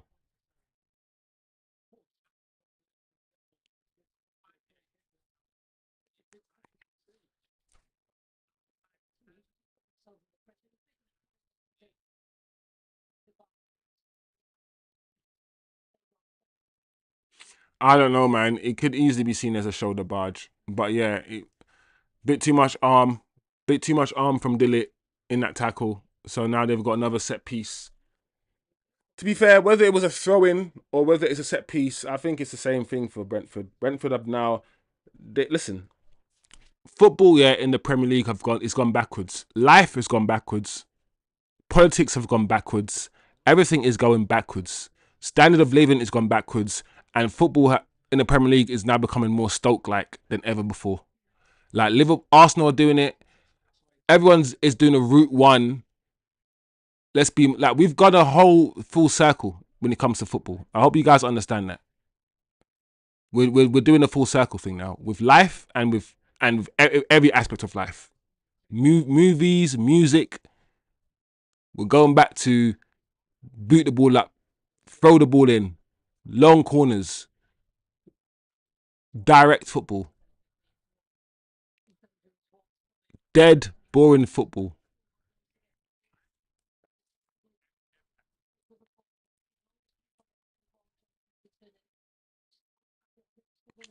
10 minutes, bro. This game, yeah. This might be one of those games, yeah, I don't do a tactical analysis for, because it means I have to rewatch this game. There's no good football being played. None of the goals, yeah, that have been scored, yeah, has been a result of good football being played.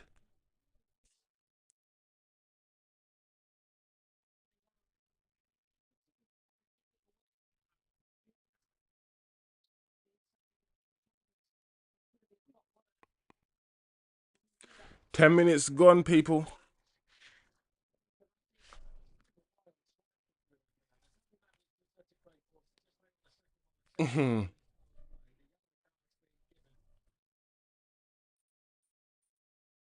Ref cam is my favorite thing about the Premier League right now.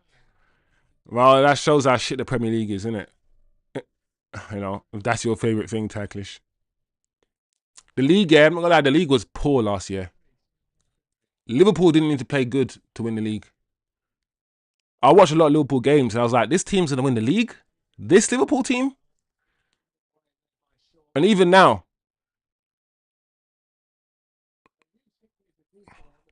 Dallo, you effing moron, says TK. To have a brain glitch, a brain is required, Wiz. Dallo be empty in that regard. I just don't understand the pass, TK. I didn't get the pass. And he used his left foot. He's right footed. He could have used his right foot and curved it towards the goal, not away from the goal, bro. It's just the wrong pass. Like, okay, MBEUMO, you've done nothing all game. Let's see what you can do, Brian. Oh, good ball in from Brian. Good ball in from MBEUMO.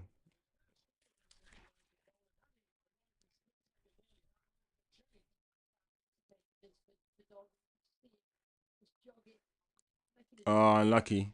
That's better. That's a decent crossing from MBEUMO. Look how high Sesko leaped. Flipping heck, man. If we can get the crosses, yeah, patterned, bro. Patterned. If we can understand Sesko's, who's that? Oh, they watch. Nah, they got the best view. You can watch the game from outside their house. Oh yeah, thing is, yeah, where I live right now, yeah, is literally like not too far from Brentford. Literally not too far. Um, but yeah, these guys got some free tickets, boy, every week. Free tickets for Brentford games. Nah, man, I would increase. If I was a landlord, I'd increase the rent. I'd increase the rent by the price of the tickets. Oh man,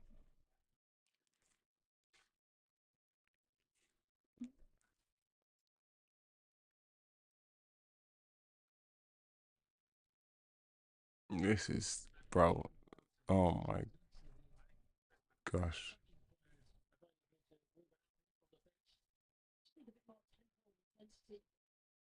this is what is this crap?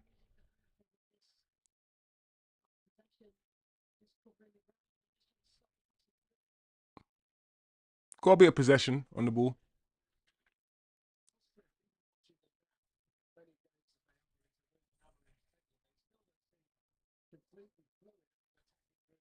We're not fluid at all. I don't think. Yeah, I'm not gonna lie. Yeah, I don't think we'll ever be fluid. Because being fluid, yeah, I'm gonna tell you a secret, guys. Being fluid and being cohesive is not about personnel. It's about structure and coaching.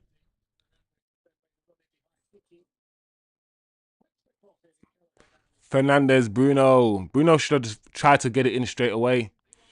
Bruno probably should have tried to get the ball across first time. He let it bounce a bit too many times. Like he let it bounce and he let it bounce. Yeah,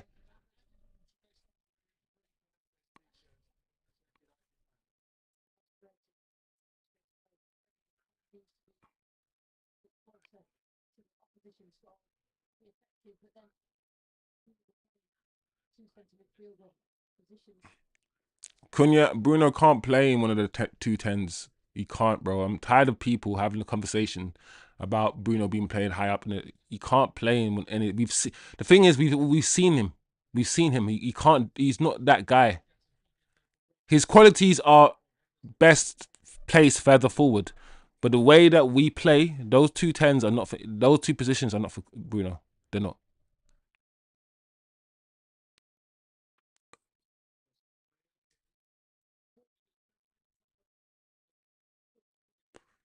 60 minutes gone, an hour of the game completed, people. We are whimpering to another away defeat. So much for winning 2 games in a row. I don't think we're going to do this under this manager, guys. I don't know if this manager survives after Christmas. I don't know. We'll see. When Bruno f's up, nobody bitches at him, but he bitches at everyone else. Yeah, TK, it's one of the most frustrating things to witness, and we have to sit here and everyone accepts it, and we can't. That's it. It's one of the most frustrating things to see that he messes up more than most people. He does. Wow, that should have been a goal from Brentford. Bruno messes up more than most, and even when thinking about Bruno, there's never an accountability from him. There's never there's never this. He always switches the accountability. Like I keep saying, he's a footballer that somehow gets all the accolades and all the adulation when we do win, but he's on the field every single time we lose. The European Cup final, the 7-0s, the 4-0s. He's on the field, yeah, when we get thrashed. He's on the field when we get embarrassed, and he plays as shit. Sometimes he plays worse than the players around him, and he doesn't get any of the flack. He escapes all the criticism and he gets all the praise. It's a very strange thing. It's almost like blind worship. You can't be objective when you criticize him because he's our best player. It's very difficult to fight established narratives. If you've established a narrative around a player, it's sometimes very difficult to break an established narrative.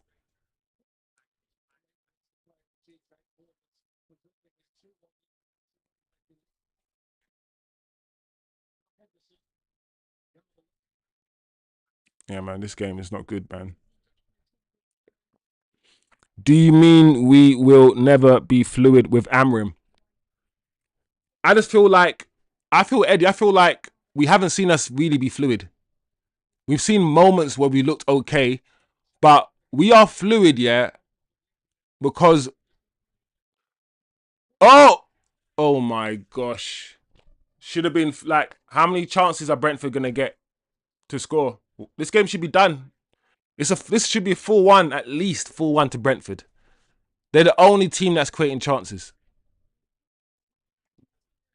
My point is this: we as a team don't know how to transition um, from our first phase to the final third. The only way we can transition is if we boot the ball up to Sesko, he passes it back to the tens, and then we transition from there. We can't build up through the midfield, which means we've never, under this manager, never really looked fluid. Like we get looking good attacking quickly mixed up with being fluid. We can attack from front to back quickly, but we never look fluid. Fluid is when everyone's just moving to different positions, picking up the ball. The way that the manager has everything, two-head and wing backs, it can never be fluid. It's always going to be very rigid because your wing backs are wing backs and they stay out wide. Whereas if you're playing a 4-3-3, yeah, your fullback can come in, your fullback can go into other spaces. We always look so rigid.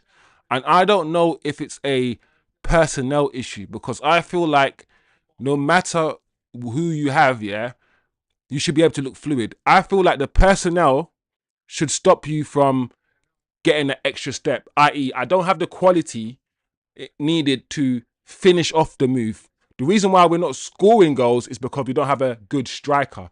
But in terms of fluidity, that's not a personnel thing. I think fluidity is a system and a coaching thing.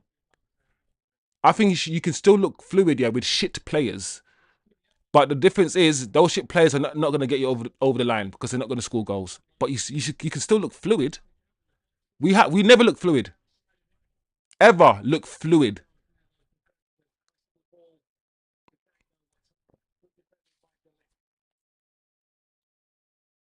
And people seem to think, yeah, just by adding 2 footballers, Adam Wharton and Baleba, out of 11, just changing 2 of them, yeah, is going to automatically, boom, get us fluid. And I'm like, I don't know if football works that way, guys. We've done this before. We've done the whole, all we need is this, all we need is that. And we've got what we needed and we've still not looked good. Brian and MBEUMO.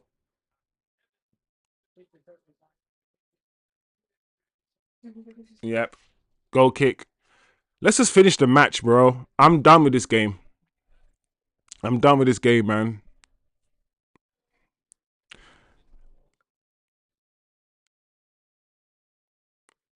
Big up Orhan in the chat. Let's be fair. Brentford is a better team. If it wasn't for buying there, the score should have been 4. Yeah. Oh my gosh.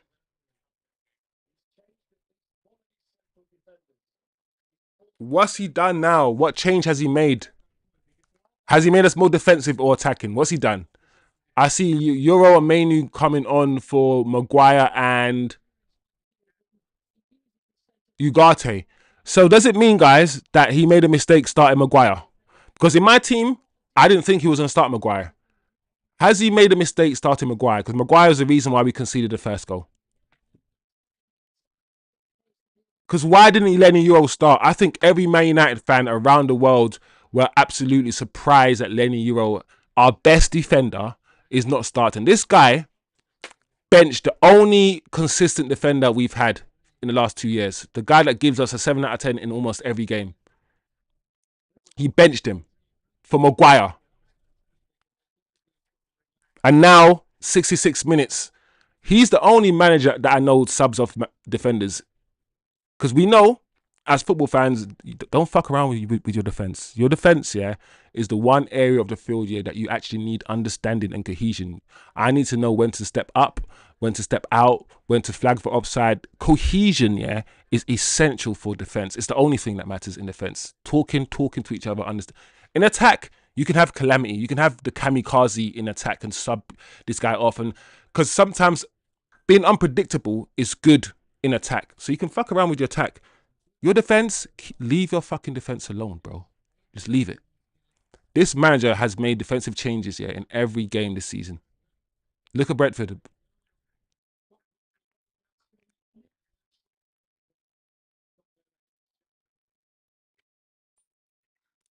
So yeah, I agree with Orhan. Brentford should be at least 4-1 up. This is pathetic.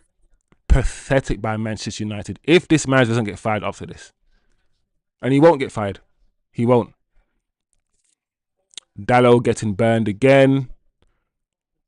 Why aren't we playing Lemens? I don't know why we're not playing Lemens. After all the talk, Eddie, during the week, all the journalists, even the manager was coming out talking about Lemens and about how he doesn't let no goals in, all these things. But Eddie, I'm not gonna lie, Bayern has kept us in the game. This is not even one of those games, where Lemens it's a Lemens thing and it's a goalkeeper thing. Let's see what you can do. Bryan Mbeumo on the ball.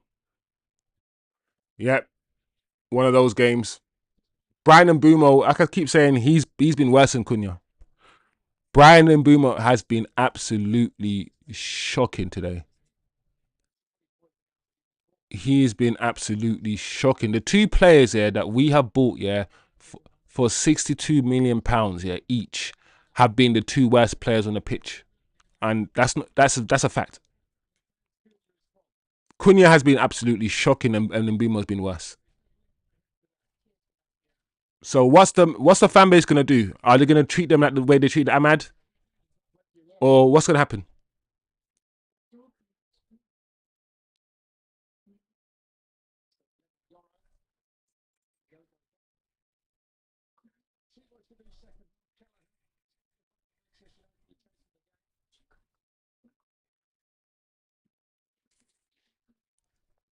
Kobe's on. Eddie Dorgu has problems running today, like a young Forrest Gump. Now Dorgu seems to be on the floor a lot. Like his running technique with the ball is today looks a bit interesting. Oh man, Dorgu.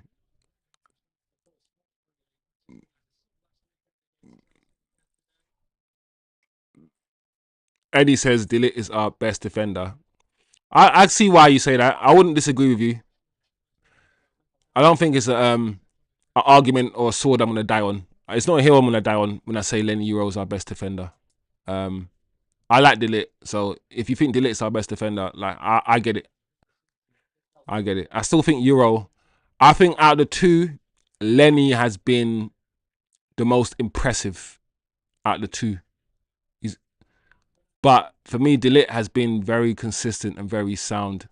And I believe Dillit has been underrated. I feel like some of the criticisms that Dillit has received has been a bit over the top as well, personally.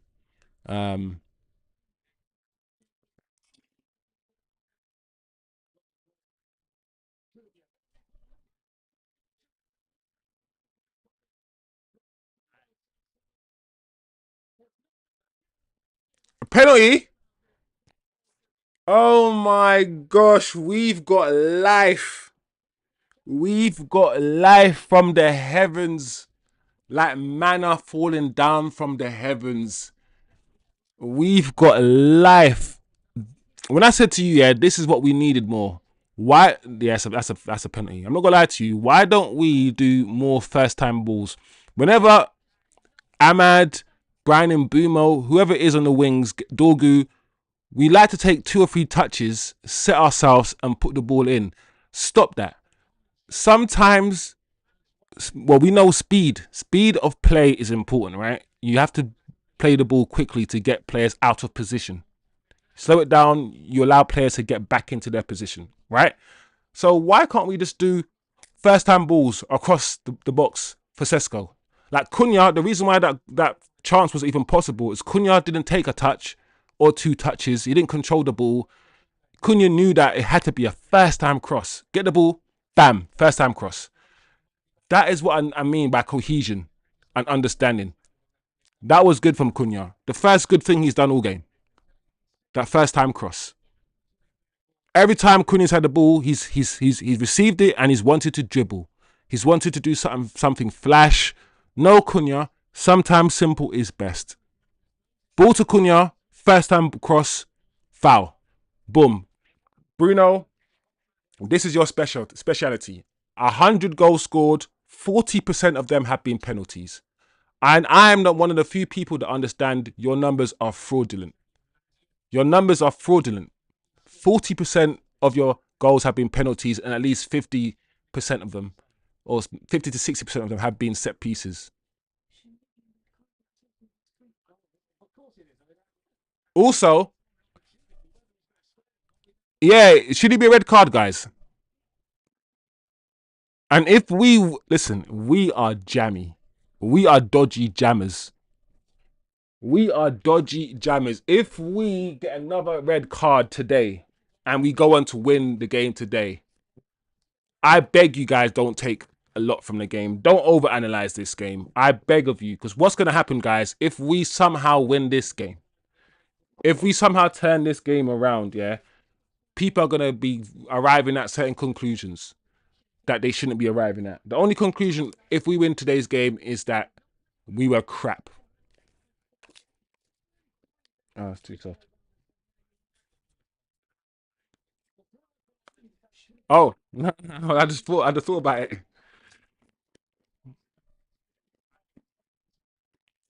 I'm not gonna lie, yeah.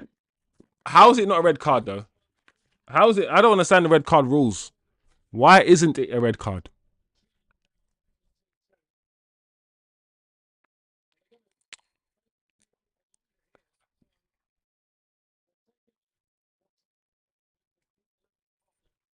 Yeah, TK 2-1 loss. I said it will be 2-1. Eddie says they say we have created the most XG or chances, but I just don't. Eddie, the more I learn about XG and the more I understand it doesn't take certain things into account. I think XG might help you understand that we are getting in certain positions, but XG doesn't really qualify, i.e., give you the quality of chance.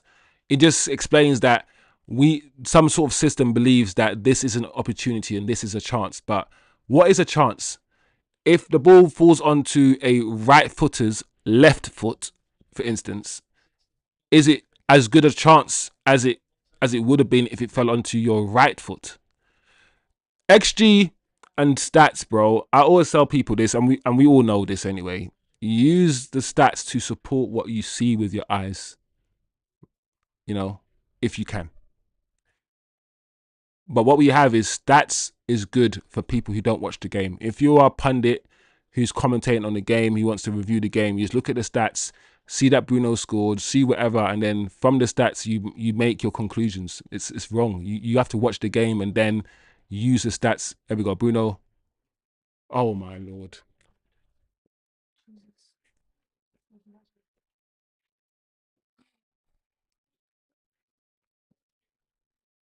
Another penalty missed by Bruno.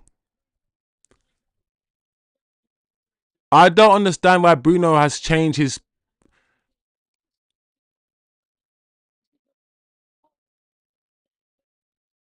It wasn't even in the corner. It wasn't in the side netting. And it's interesting that Bruno's changed his way he takes penalties. He used to do the hop skip thing, and he used to always defeat keepers by doing a hop skip thing. He's totally cut out that hop and skip, and he's just taking them normally. He's taken 3 penalties this season, and he's missed 2. He's missed more penalties this season than I think he's missed like his whole. Oh my lord. Technically speaking, yeah, people should be more angry with Bruno missing a penalty than they should ever be with Ahmad being selfish. Like, being selfish, one thing, but you should never miss penalties. Ever. Especially our captain, our leader. And he's now missed 2 penalties. Dorgu, bro, why did you need to fall over, bro? You were free. Were you actually fouled, Dorgu? Or, as TK says, do you just have Bambi legs today? Like, why did he chest the ball and fall over?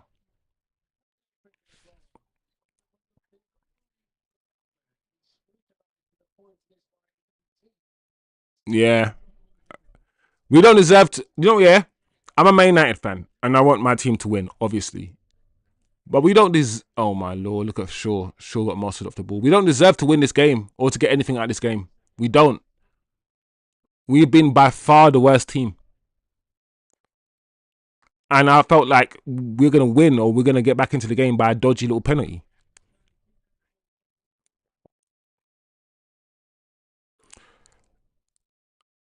Kind of C says XG equals a ball bounces near a man in the box. That man could be Fred. I love Fred, but he was one of the least clinical players ever. Yeah. Big up Kind of C, bro. That's exactly like XG. Like, anyway, stats. And the point of what everyone's saying and the point of what Kind of C is saying is that stats don't give you the context. And it never will. It never will give you context. That's it. Stats tell you what stats tell you. The goal means a goal. An assist, but it doesn't ever give you the context. How? What type? Nothing. So it is what it is. Yeah. I'm done with this game. Guys, I'm done with this dead game. Even when we're given penalties, Bruno Fernandes is. I feel like Bruno Fernandes is just angry that he's playing in central midfield, and he's also angry that he didn't get his move to El El How Hell. He didn't get moved to hell. I think it must be the case, guys. It must be because he's not. He's been playing out of position. He's playing deeper, and he probably doesn't want to play that role. And then when he's given simple penalties to score, he could have put it in the top corner. He could put it anywhere. 3 penalties and 2 of them have been saved already. And Mason Mount's coming on. This guy's always putting on Mason Mount before Xerxes. You've got 10 minutes to go. You've got 10 minutes to go to try to save the fucking game, yeah? And you're going to bring on Mason Mount, bro. And once again, Joshua Xerxes doesn't touch the field. He never will touch the field. He never will play for Man United because of this manager. We will be cursed forever, bro. I can't believe this guy, bro. Finish.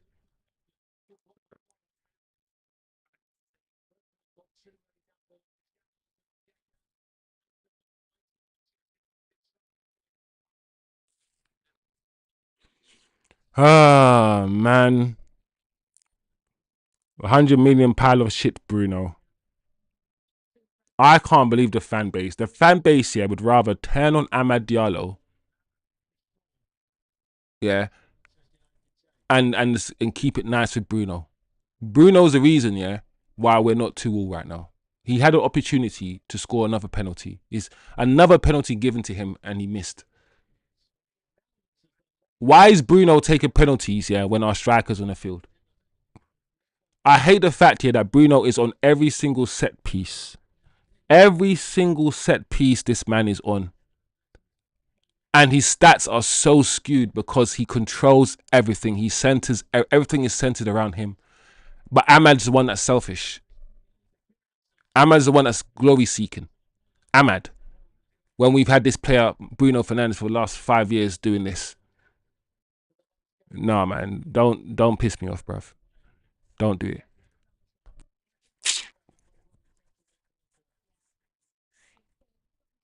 Some bullshit, bruv. Some bullshit. Big up Tim. Big up Tim in the chat. Big up Tim. TK, once Brentford scored the second, I knew we'd lose. We averaged 1.5 goals over the last calendar year. Teams know 2 goals is usually enough to beat United. Statistically, that's facts. TK just talking about the facts. That's it. Big up Tim. Hey, this is depressing again. When's it never not depressing, Tim? Even when we win, we don't play good football.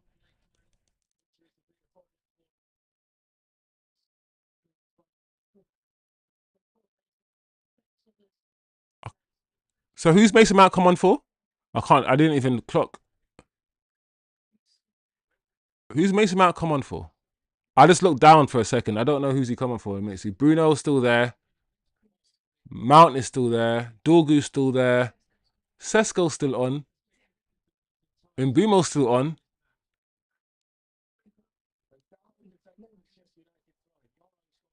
Oh, Luke Shaw, he's going for a back four. Well done. The manager has changed. It looks like the manager has gone to a back four. Has he?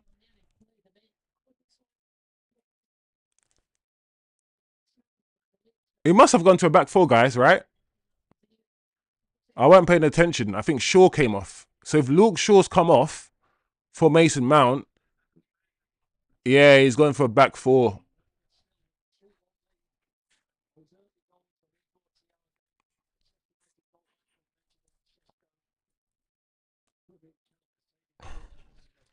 Tim says attack is disappointing again. Yeah, the manager doesn't know how to coach attacking football. He's never done. He's never known. He's if you watch his sporting teams as well, yeah, it's always straight to Gyökeres and Inshallah. That's what it's been a lot. Oh my lord, Delit slipped. Oh my lord, this is some bullshit, you know.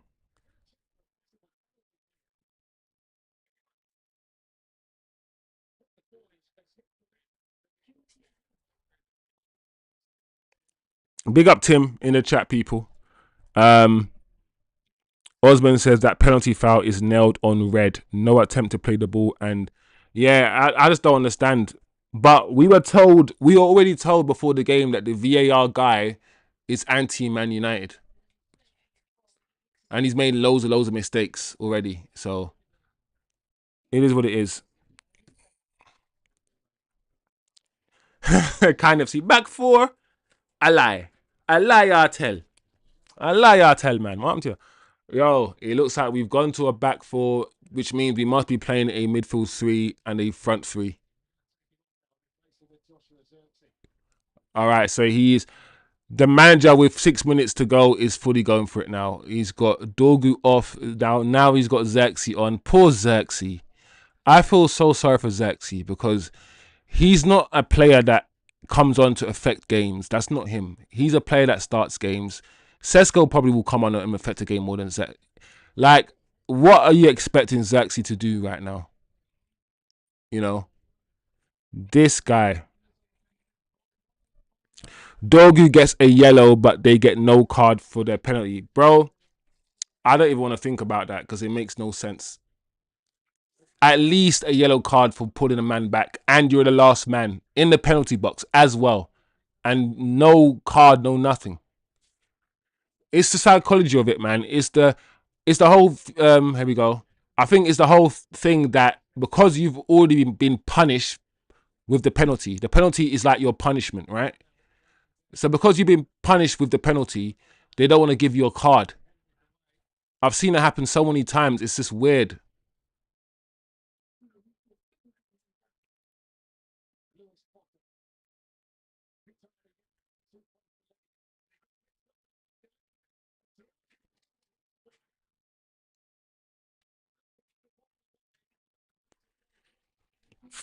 Four minutes to go before I can end the stream and continue about my day.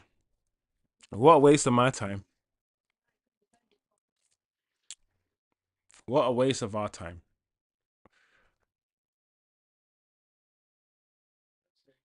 Look at Xerxes already. Look, I don't get it. Already, yeah. Xerxes is just muscling man off the ball, controlling the ball, dropping deep. Like, I don't understand why the manager can't see those traits, yeah? Can't see there's no one better than doing that. And honestly, look at that and be like, cool, this is really important for us to have in this team. It's crazy.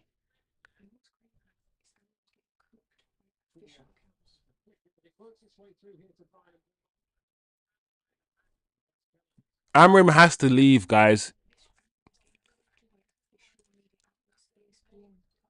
Yeah, but ESPN's always doing that.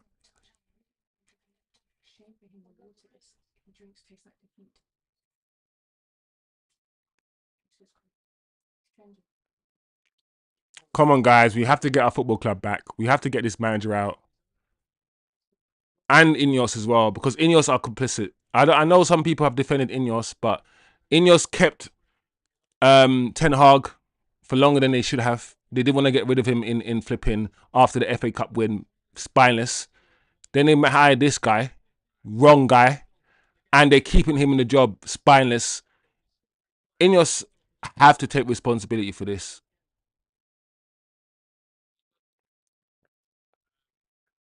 This man has to go, guys. Do you know why he has to go? Because just now, he's proved just now that he can change his formation and change stuff to accommodate players. He's proven he can do it. He's just choosing not to. He's basically saying, I know there's a better way to get the best out of these players. I know there's different systems to get, but I just don't want, I won't play it because it's not my way. And that's it. He's putting himself and his vision over the results, over the performance, over everything. That's what he's doing. And people think it's a good thing. Oh, I love him because he's sticking to his principle. No, no, no. These little kinky managers think they are more important, yeah, than the players. And we treat them like they're more important than the players. Oh, get Mainu out, get all these players out that don't fit the system. No, no. How about you get rid of the manager and you get a manager that plays a better brand of football? How about that? How about, yeah, we allow the manager to prove himself first here before we side with him and alienate all our players? Oh, we'll play at FC. Play at, well, you're manager FC. What has this manager done, yeah, for you to say, do you know what? I'm going to trust the manager above all the players. What's he done to show you? Hmm?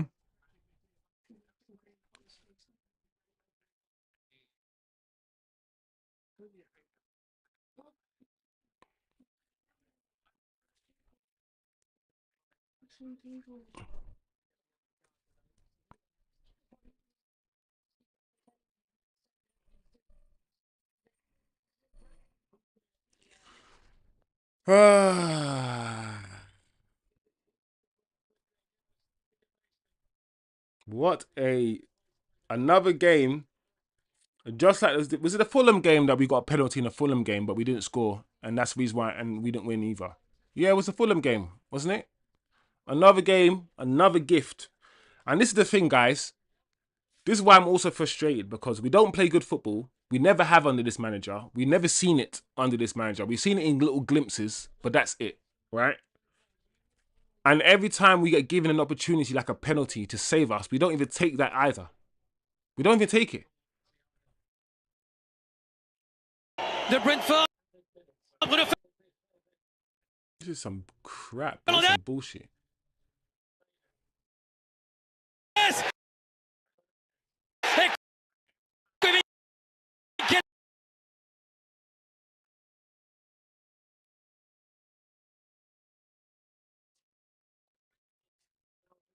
See? See how easily we get pushed back? There's no. What are we doing in a what are we doing on the flipping training ground?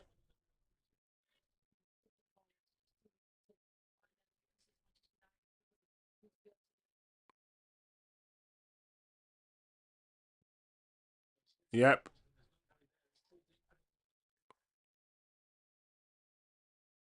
Yeah. So poor. That cross from Dallo. That cross there from Dallo just sums up Dallo.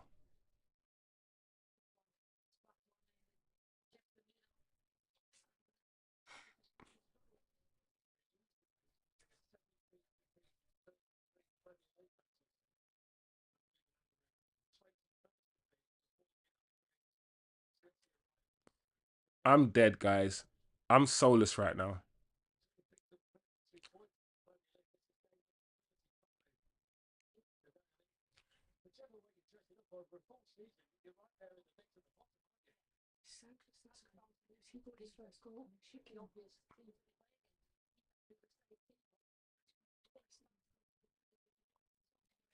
Eight minutes of added time to go. I mean, almost 2 minutes played already.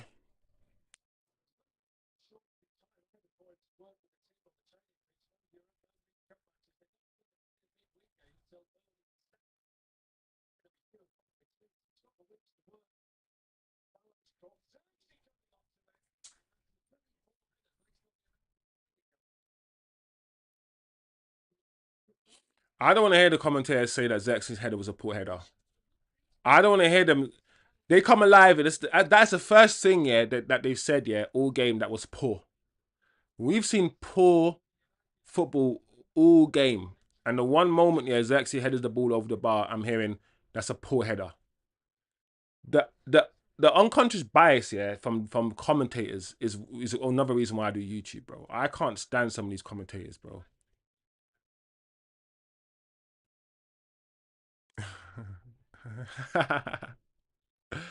Oh my gosh.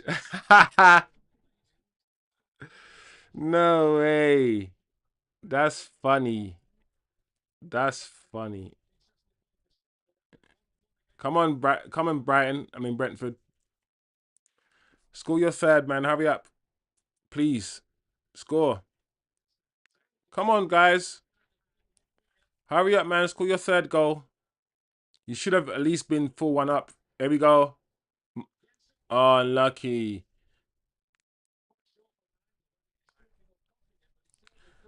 Do do do do do do do do do do do. Do do do do do do do do do do do do do. Do do do do do do do do do do do do do. Listen.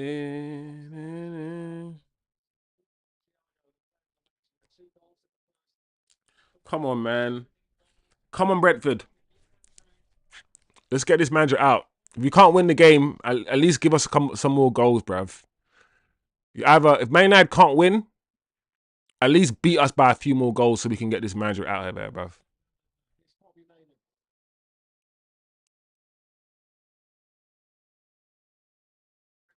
It's so frustrating seeing the manager having to find out that Maguire's not good enough, and Luke Shaw and Mason Mount, they're not good enough, because we already know these things already. And then having to see him love the players, play the players that we know shouldn't be playing or shouldn't be starting games. When was the last time we won by a few goals? Everton last season, I guess. Yeah, listen, I don't even remember winning by a few goals with this manager. I remember, um, no, yeah, I don't remember. I remember flipping, what's it called? Van Nistelrooy taking over. I remember us winning by a few goals. Finish! Let's go. I remember winning by a few goals when Van Nistelrooy was our manager. Yes. Come on, score another one. Score a fourth. Come on, guys. We got one more. Well done. You got one more left in you. Well done. Now let's get the fourth goal, guys. Let's get the fourth.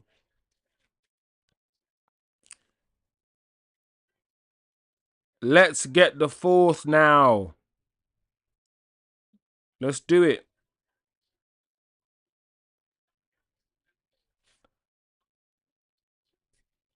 The last time I remember us scoring more, like multiple goals in a game, is probably like under Rude.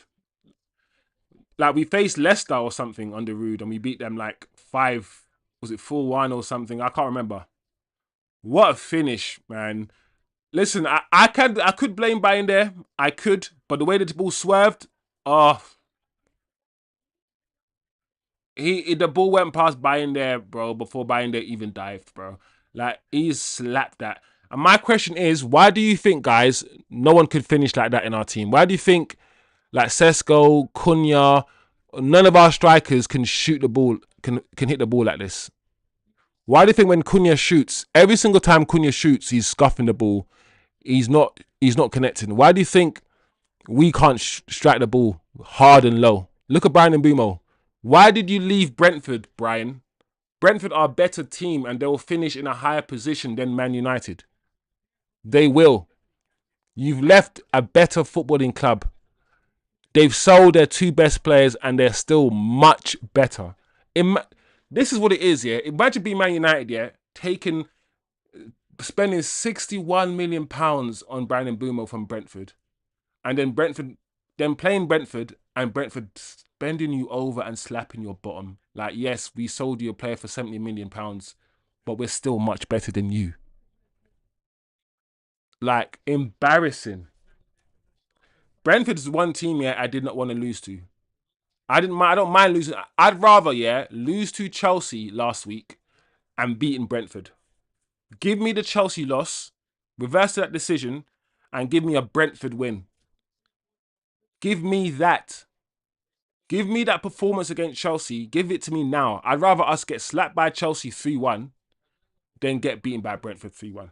All day, every day. Give me that. Look at this guy. Look at this waste, man, bro. I don't want my channel to be that way. I don't want to call people names. I don't want to be that guy, but this guy is just frustrating me, bro. This manager. And you guys know I try to be diplomatic with this shit. I could be a lot harsher with my words, when it comes to this manager. But I want to be level-headed. I want to see his perspective. I want to give him a chance. All these things. I think I'm accommodating, bro. There are people who are out there who are hammering out and they're not having it. I'm trying to my best to accommodate different opinions and different views of this manager. You know me. But come on, people. Game's done now. The game's done. This is the test to see where we really are. Forget the Arsenal game. Forget the Man City game. Forget the Chelsea game. Look at the Burnley game. Look how we played against a newly promoted Burnley. We scraped to win. Look how we played against Fulham. We could have lost against Fulham. And look at today against Brentford. Slapped. The question is this. With £200 million spent, a new attacking force, Cunha and MBEUMO have gone from being the two the best attacking players in the fucking Premier League. Don't forget this. Who we bought. These two are supposed to be the two best, or at least two of the best, alongside the likes of Isak and others. In terms of output, they were the top 5 output players in the Premier League. We've got them. And look at the football this manager has got to play with them. He's made Cunha and MBEUMO look absolutely trash. And then there'll be people online saying it's the players. How many players need to come here under this manager for you to think this manager is not good enough? The question I have to ask people is this. How many players has this manager improved? How many players has this manager improved? Has got better, noticeably better under him?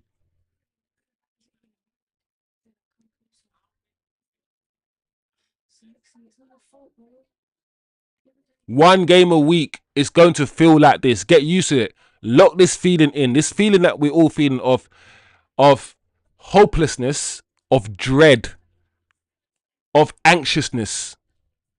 Maybe anger. Some of you are feeling angry. Maybe some of you are feeling upset. Maybe apprehensive. Confused. Lock this in. Because nothing will change. We were like this last season. We spent 200 million. We will be like this. These guys think they're going to get Europa League football.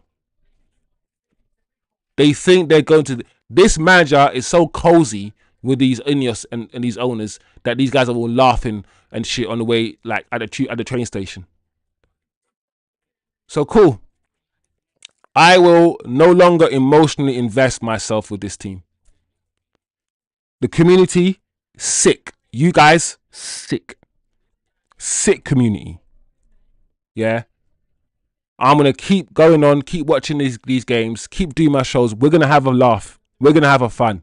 Have a fun, you know. We're going to have fun. But I'm not going to be the whole... I'm not going to do it no more. It's what's the point of it? What's the point of it? Because if you fully buy into this crap, yeah, you will become emotionally unstable. If your football club, yeah, is doing this and you are wedded to your football club, you will also be doing this. Oh, we're going to win. We're the best. Oh, we lost. We're the rubbish. I don't want to be that way. So I'm going to try to be, listen, this manager's not, unless I see differently, unless I see a drastic change in the way that we play football, in his approach, in this, whatever it might be, then my position will be that the manager is not good enough. And I'm going to expect the worst from now on. There is no point me building everything up to be like, oh yeah, we're gonna win. I'm done with that now. I'm done with it. I'm not saying I'm gonna be hella pessimistic and hella negative, because that doesn't work.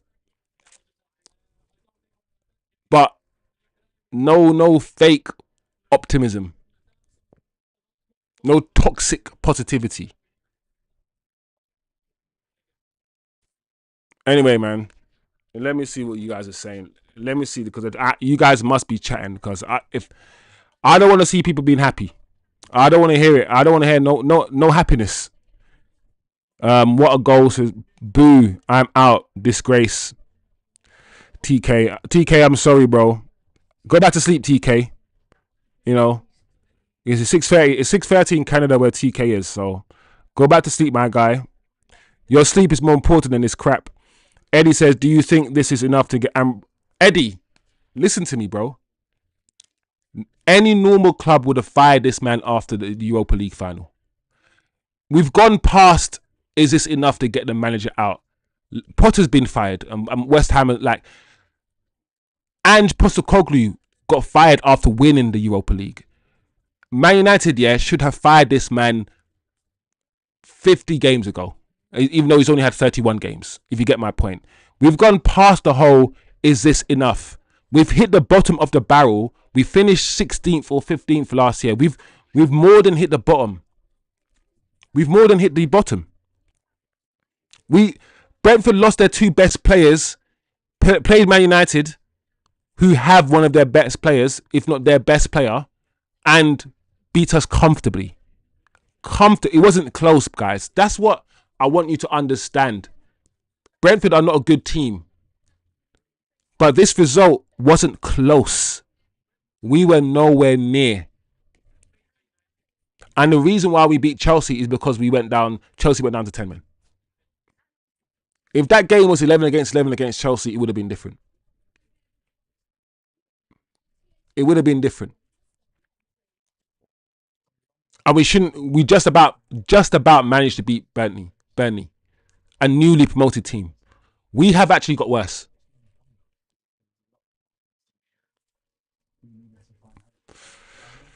Shivam says, we are done. Now I'm Amrim out. I have seen enough. We are finished. This manager doesn't have it in him.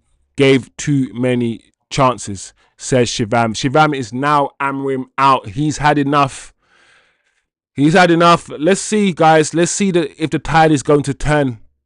If the fans are going to wake up now. You know.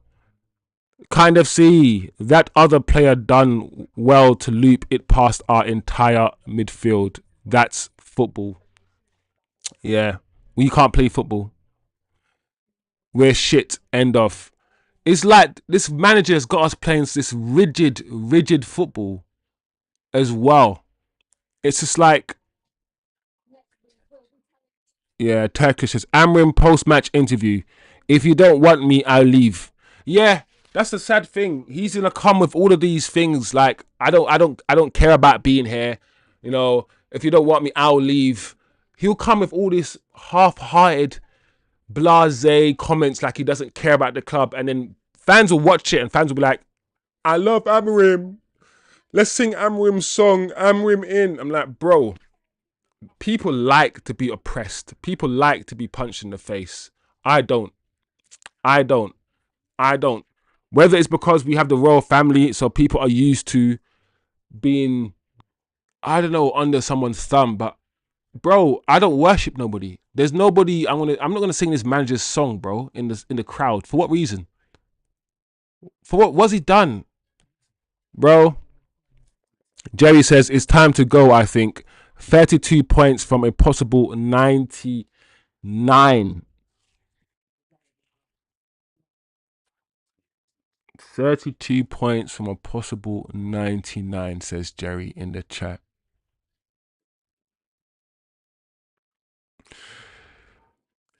A set piece coach beat us. We're a joke of a football club. This guy, yeah, with his Portuguese league football, simple, basic Portuguese league football, came over here and thought he'd do the same thing. And there are coaches over here with worse footballers in their team doing much. Look what Bournemouth are doing with Aviola. We literally went with Prem proven when it comes to the players, but not Prem proven when it comes to the manager. So we want Prem proven players, but we want to keep a manager that doesn't understand the Premier League and doesn't know what he's doing. You see how so we admit, yeah, that we need Prem proven people who know what they're doing, who scored goals before, all these things, while listening to a manager that's not Prem proven. How do those two things match up to your logical brain, to anybody's logical brain? I'm managed by somebody who doesn't understand the Prem, but right.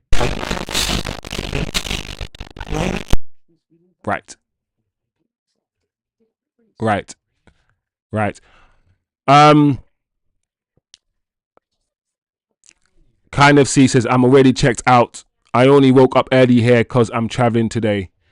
Kind of C, I have to be with you now. I have to check out. I have to, because if you don't check out, yeah, you're going to be also as emotionally unstable as the football club. I have to do the dissonance thing. I have to disconnect. The more you disconnect, yeah, the more you can see things objectively. We know the saying, yeah, emotion is the enemy of objectivity, right? It's the enemy of critical thinking. The more emotional you are, the more upset, the more angry, the more scared, whatever emotion is you feel, the less you can think critically. It is the enemy of critical thinking. So I do quite well, to be fair. The ability to shut off that emotion and just think objectively. I need to disconnect from this team, from this football club, so I have in a way, so I can see things more clearly. This manager has to go, guys. He has to go. I've tried my best to buy into everything that he's doing. And you guys can't say that I haven't. You guys can't say that I haven't tried my best to buy into what the manager has been doing. I have. I've even given it a scale. I've even said I'm 51% Amram out, 49% in. I've even given you, because no one's ever one thing. I still want to see what it looks like with new midfield. But I've also feel like I've seen enough. I've seen enough of this system, of this manager now, to understand that even with Baleba and Adam Wharton in our midfield, he doesn't like to play through the midfield. He vacates that position. We cannot play through the midfield. We don't play, yeah. In that middle part of the field, we don't play well. When we, at the back, we're cool. When we're sort of attacking, we can do, when we pin teams back, when we're attacking, we're okay. But when we're in that middle part of the field, we don't keep the ball well because we don't have a midfield.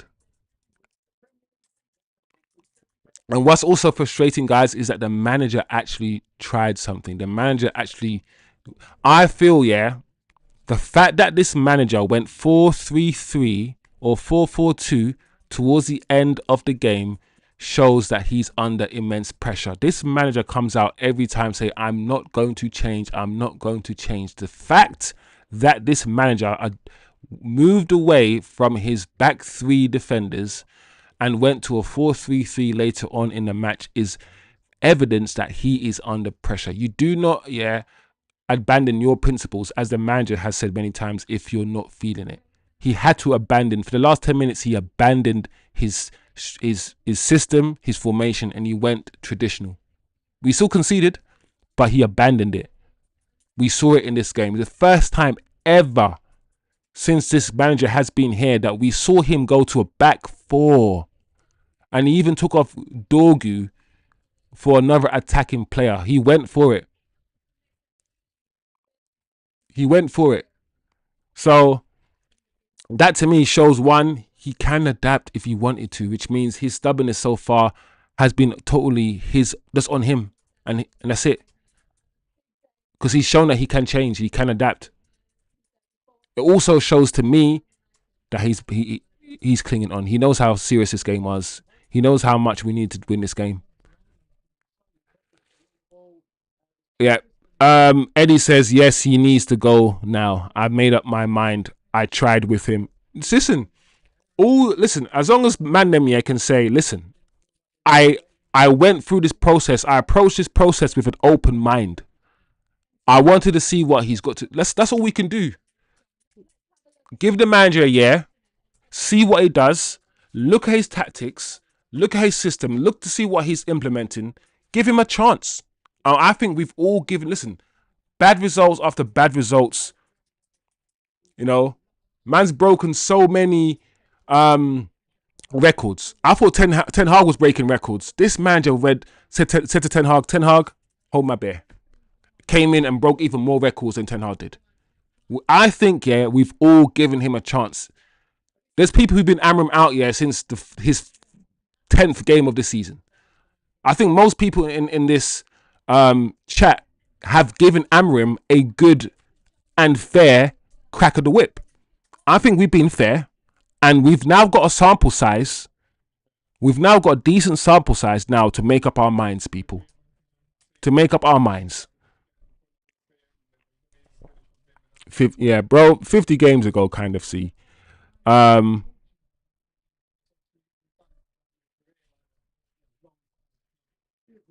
kind of see is going to Vietnam. Big up, kind of see. Big up, going to Vietnam. Mark Gemini, big up Mark, man. Big up Mark in the building. He has to go. From the first 10 minutes, it was clear that the personnel wasn't right, and Amrim is to blame for that. Bro, how many times, yeah, Gemini, Mark, how many times, yeah, have we looked at the first team, we looked at the team sheet, and we've said, what is this manager doing? What does this manager see in training? Why is he doing it? I don't think any of us is ever. Why is this man sweeping the pitch when Jordan Henderson's doing an interview? Anyway, most of the time, yeah, this is what it is, Gemini. I'm optimistic during the week, yeah, until I see the team sheet. I feel like my mood, yeah, is always like this during the week. Team sheet's out. I feel like this manager just kills us. Big up Milton in the building. Big up Milts, bro. Sorry, Wiz, but what did you think? Milton, my question to you, Milton, is this. When did Bruno change his penalty routine? Bruno is a hop, skip, jump penalty taker, yeah? That's how he takes penalties. He scores penalties because he hops in the air and he waits for the goalkeeper to move to one side. He waits before he decides, right? That's why you hop and you skip. He stopped doing that. So now Bruno takes penalties based on his ability. He no longer deceives the goalkeeper to score. He actually has to score by making a good shot. Before, Bruno didn't need to put the penalties in the bottom corner. He never needed to do it because he used to hop and skip, wait for the goalkeeper to move, and then go the opposite side. That's how he scored the penalties. Not by being a good penalty taker per se, but by deceiving the goalkeeper. Let's not lie and pretend that that's not what he does with the hop and skip. Since he stopped doing the hop and skip, and he has to just walk up and just bury it, he's missing more. He's missing more. What you're seeing right now with Bruno Fernandes is the real Bruno Fernandes. All these guys, all the fans getting on to Bruno saying he can't do this, he can't do that. This has always been Bruno. Bruno's just been able to play and have a free role. An absolutely free role for 4 years. And during those 4 years, we've become the worst football team that we've ever been. So what does that mean? Stop trying to build a team around Bruno. Stop it. Portugal don't do it. He's just one player. You don't build a team around Bruno. Nobody does that with common sense. Build a team around a guy who only has 60% possession because he loses the ball most of the time. Insanity. So what you're seeing now is the true Bruno. That's what you're seeing. The guy who gets loads of stats because he's on every set piece that we take. So he will get loads of stats. Rashford doesn't even take penalties. When Rashford was here, Bruno was taking... How can Bruno take penalties when Rashford is here? How can this guy take penalties over our strikers?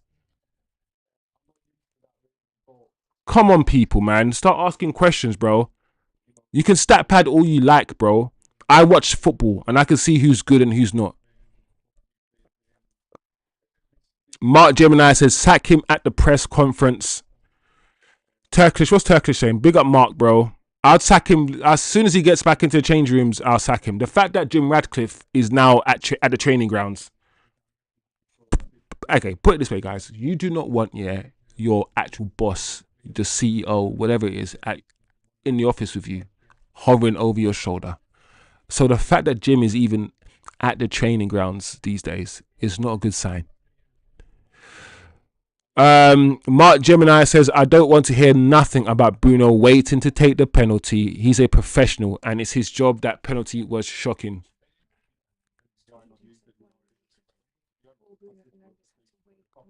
Bro, Gemini, that's a problem with Gemini. It's a problem I have with Bruno. 1 minute, he gets all the accolades. I've said it many times when we do well, but when we do badly, he escapes all the criticism. It's never his fault when we lose. But it's always, and he's always a reason why we win. We win because of Bruno. We lose, but it's never his fault. It's crazy how we're in this position with Bruno. Apparently, Bruno Fernandes is now the player who's missed the most penalties in the Premier League history. Bruno Fernandes. Kind of C says, set piece coaches been beating us. Yeah, simple. It's so easy to beat Man United. So simple to play through us. Because our thing is, it's very easy to play against a team when you know the team is going to play the same way every game. And the reason why we're going to play the same way every game is because the manager says he will never change. Do you know how crazy that is?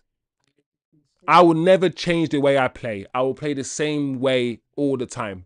That's what our manager keeps saying. So if you are Brentford, if you're any team, you're like, hold on a second. This guy literally saying he will never change. So he'll keep making the same mistake. He'll keep doing the same thing. He'll keep playing the same way. He'll never change. That's an easy manager, easy coach, easy team to play against. It's insane.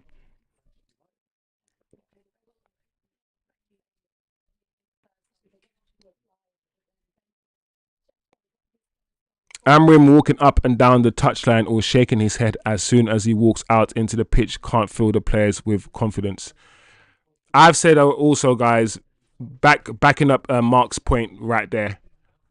If your coach is unstable, if your leader, whether you're at work, whether you're a sports person, whatever you're doing, if the person leading you is emotionally unstable, is like the way Amrim is, you can't be stable. You can't have consistency when your manager is like that. You cannot. I get it. Wearing your heart on the sleeve, all these things. But no, not the way this manager is operating. Jerry says, looking at Shaw and Maguire on the bench said it all. The fact that these two are still here, Jerry, and not only are they still here, the manager's playing them over other players. We have Lenny Euro on the pitch. And the thing is, the manager's ruining the players because Lenny Euro is looking worse this season. Yeah. And you guys are going to, and Ahmad's looking worse, and a lot of you guys are trying to flip and destroy Ahmad. The manager is going to make you turn against the players. The manager is going to make these players look so bad. And MBEUMO looks terrible. Cunha looks atrocious. Ahmad looks disgraceful. He's going to make all our players look so bad that you guys are going to fucking create your next bomb squad, you fucking you wastemans. Create your next bomb squad. Attack the players again. Destroy out. Listen, I said it already. I said, how long is it going to be before the Cunhas and MBEUMOs that we just bought, are going to be targeted by the fans because they're rubbish? These best players in the Premier League are now going to look shit under this manager. But it's going to have nothing to do with the manager. No.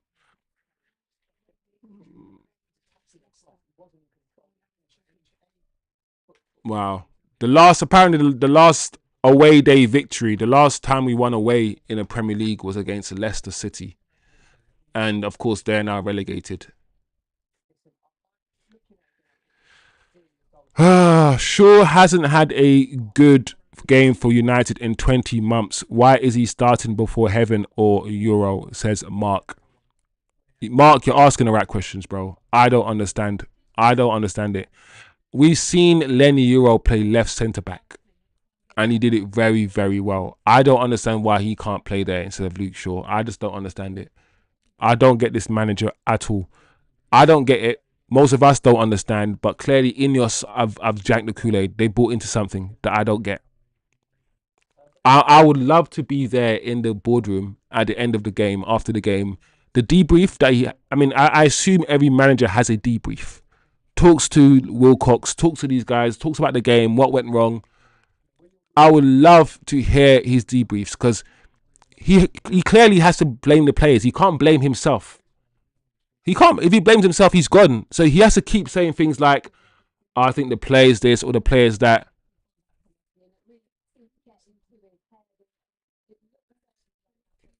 It's crazy. It's crazy. Kind of C says, as a United fan, this may sound bad, but being checked out meant I actually enjoyed watching Brentford today. They are gritty and have some style to them. That Jensen looks like a player. Good point, kind of C. When you've checked out, when you don't have that bias, when you're not religiously following United, when you're not emotional, like I said, emotion is the enemy of critical thinking. The more emotional you are, you can't think straight. The more angry you are, you can't think straight. The more scared you are, you can't think straight. Emotion is the enemy of critical thinking. So once you've detached yourself from, listen, you're still a Man United fan, but when you've detached yourself emotionally, you can see things differently. You can approach things differently. You can watch the game. Like, listen, when I checked out, I was clapping the Brentford goal. That third goal from Brentford, woo! If I hadn't checked out, fucking I checked out, bro. I checked out. I was like, yeah, good goal. Good goal. So I'm with you, bro. I'm with you, kind of, see, 100%. And that Jensen, he looks like a player. But that's the thing. Everybody looks like a player against Man United. And all of our players look shit all of a sudden. So Milton says, not sure why Euro wasn't starting. Maybe Menu instead of Ugarte. Bro, it doesn't make sense, bro. It doesn't make sense. Jerry says, can we give him another 100 to 150 million to sign a midfield and get worse playing this system? My question is, depending on how you look at it, Jerry, and I've said it many times, are we sure that by getting Adam Wharton and Baleba, who play in different systems, and transporting them into this system, are we sure that we're going to be better? Because we thought we are going to be much better with Cunha, MBEUMO and Sesko, and we haven't been. We thought that getting rid of Rashford, Garnacho and all these guys, and getting better players for the system means we're going to be better, and we haven't been. Not really. Not really. So, based on that logic, are you certain that getting Wharton and Baleba makes us better, given what you've seen? Because some people think that just getting those two midfielders automatically changes the way that we play. And the saddest thing about Amrim, is that Amrim is actually a midfielder. He was a midfielder when he was playing football. But he wasn't a techie midfielder. He was a workhorse midfielder. He was a dog. That's what he was. Run around, tackle. He was a dog midfielder. Maybe that's why he doesn't rate midfielders. Because of the type of midfielder he was. I don't know. But it's a shame that he was a midfielder himself, but he doesn't really rate the midfield. Or maybe he does. Maybe I'm being a bit unfair. Anyway, Amrim is trending #1 on Twitter, as he should be. As he should be. So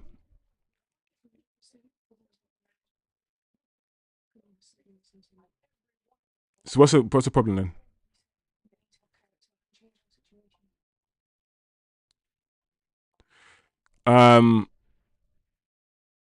Yeah, it's. I don't know, people.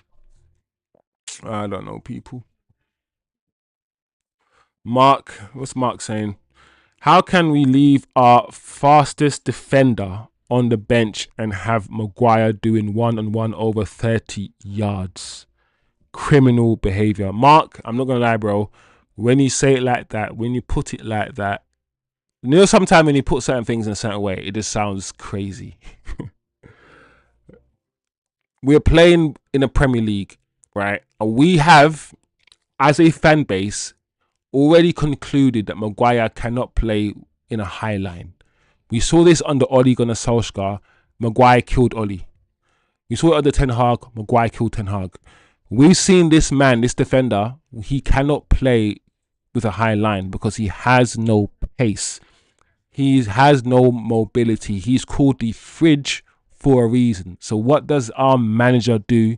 He plays him at the heart. He plays him at the base of our defense. The sweeper.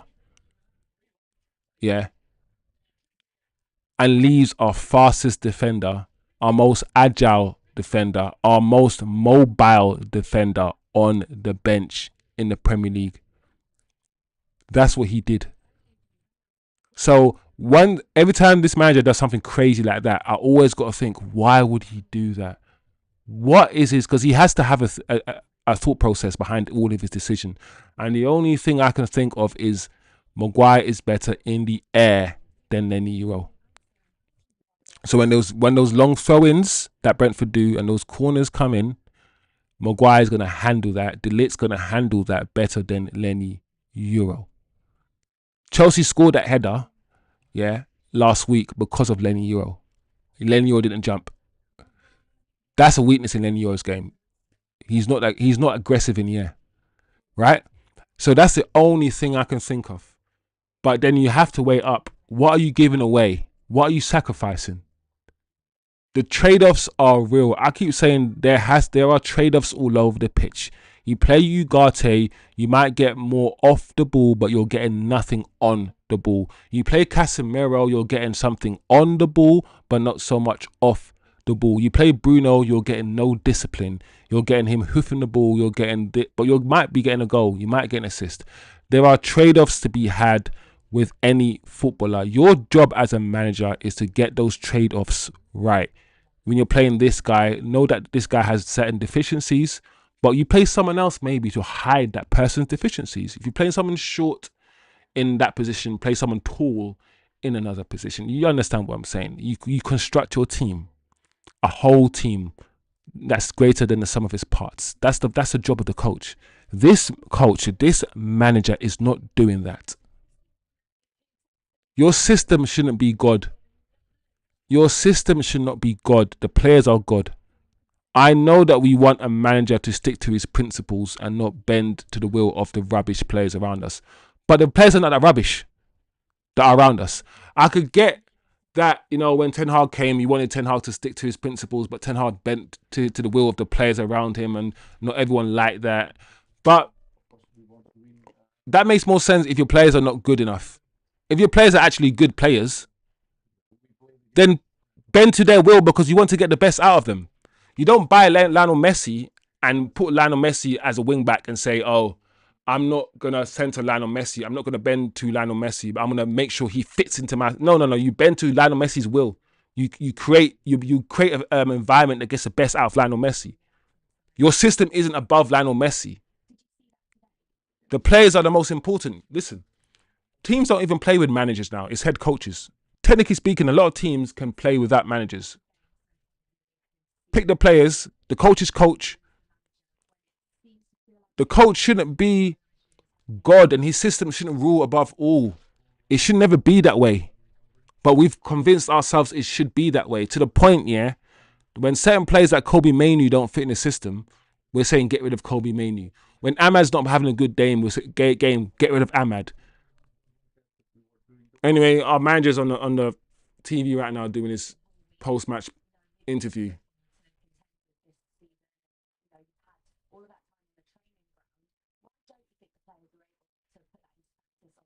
Why don't you think the...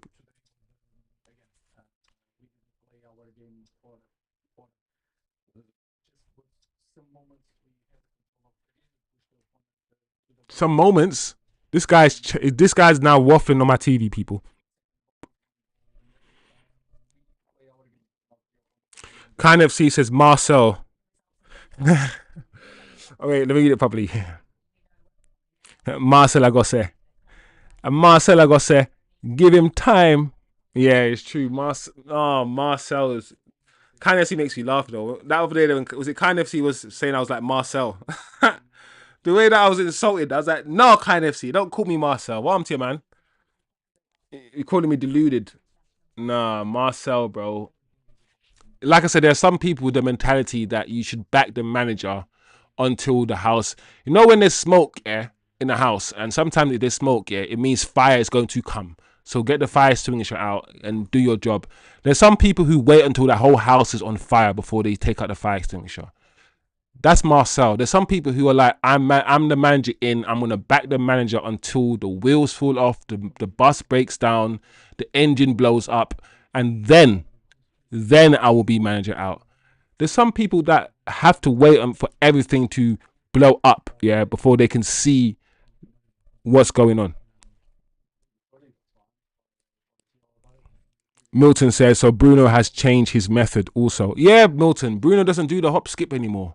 And I don't know why. If that's giving him so much joy over the years and it's not illegal to do it, why did he start changing it? Why did he change his penalty ritual? Euro is one of the best young players, yet he is paying for a mistake maybe and sitting on the bench.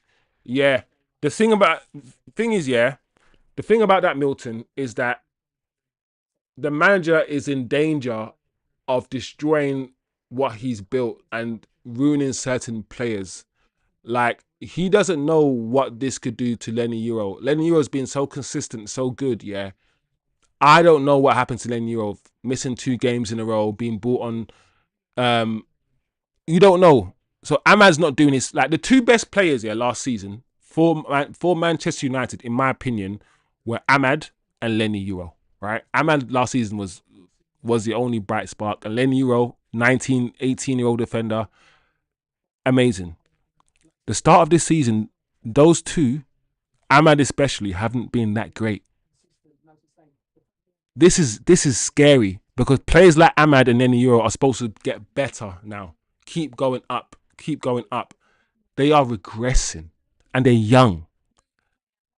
Kobe Mainu has regressed and he is young.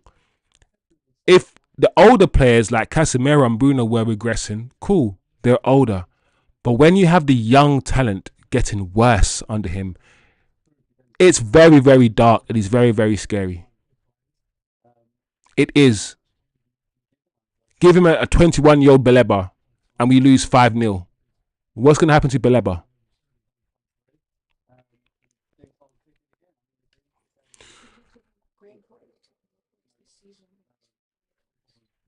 Milton says, Wiz, you can only be optimistic.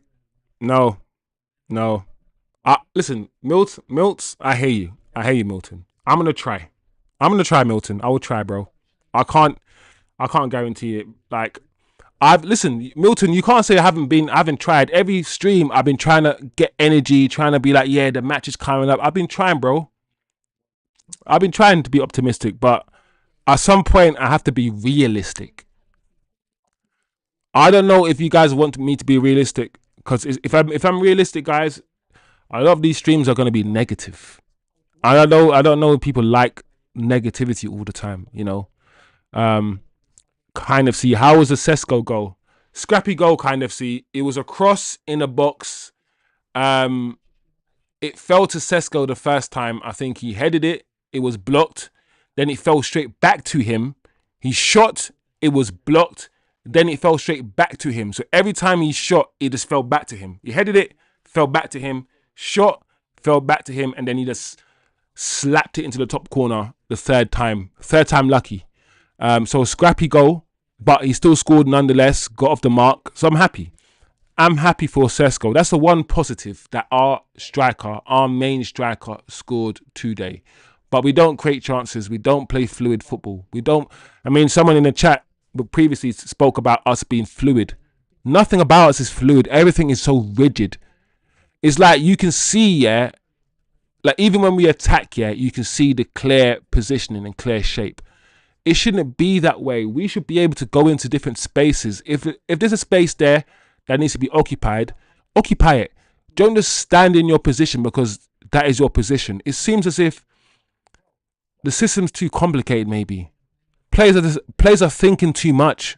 Maybe, and who knows? Also, Brian Mbeumo, he's not playing. He will never, Brian Mbeumo, he will never play like an inside 10. Since we bought Brian Mbeumo, he's been playing the same way he plays for Brentford. Yeah, on the right hand side, and he drifts inwards the same way that Ahmad plays. In fact, Ahmad plays that 10 role, that inside 10 role, better than Brian Mbeumo does. People don't want to talk about it. Yeah. I'm not saying he's playing better than Brian Mbeumo. I'm not saying he started the season better, because he hasn't, and he is not playing better than him. But that role, that specific role of dropping in and all these things, Brian Mbeumo's not that. He wants to hold the line and drift in. He will never be a sort of that inside 10 Brian Mbeumo. He'll always be a winger, a Mo Salah type winger that drifts inside. That's who we have. So yeah, man. Anyway, guys, smash a like if you're new, smash a like if you're old. Turn on your notifications if you want to be notified about what I'm doing, and of course subscribe if you are new to the channel. We've just witnessed our team get slapped 3-1 away from home against Brentford. We were very optimistic for this game. We were looking forward to the game, and this is what we had. This is what we had. I don't know how much of this people are going to take. I don't know what the fan base is like. Are they turning? Because at the end of the day, the match day going fans, they're going to keep singing Amrim's name. Keep singing Amrim's name. At this point, guys, I am emotionally checked out. I have emotionally checked out. So let me know what you guys are saying. If anything, I'll end the stream. If you guys want to be on the stream a bit longer, if you guys are still vexed, you want to air your frustrations, I'm here. If not, is this ready? All right. If not, I'll end the stream, people. And do my watch. Also, check out my match reaction. I'm going to record my match reaction as well.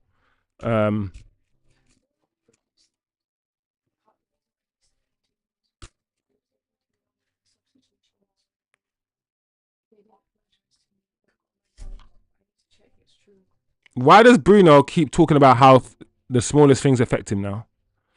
He's like, I didn't score the penalty because they were taking the substitutions and they didn't say sorry, so I missed my penalty. Like, how is this guy so unstable that now he's like, the sun came out and the sun went into my eyes and I missed the penalty? He's doing all of these things, and I'm like, bro, how have we got here with Bruno where he can make any excuse, yeah, any soft excuse for missing a penalty, but yet we have to abuse Ahmad for not passing? Like, how?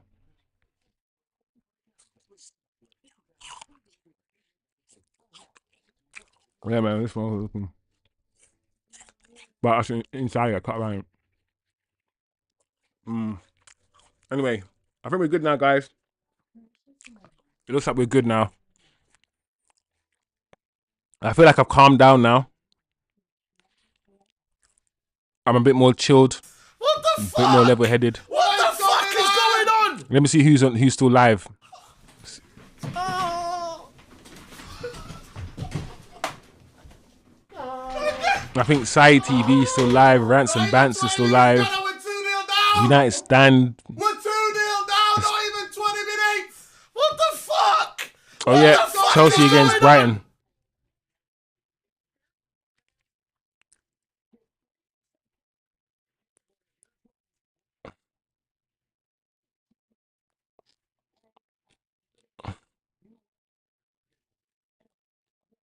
Yeah, man.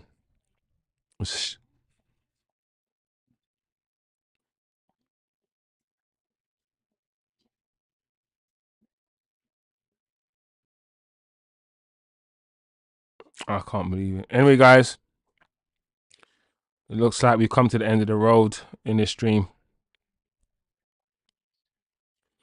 Everyone's tired. Everyone's stressed. Everyone's hungry and angry, aka hangry.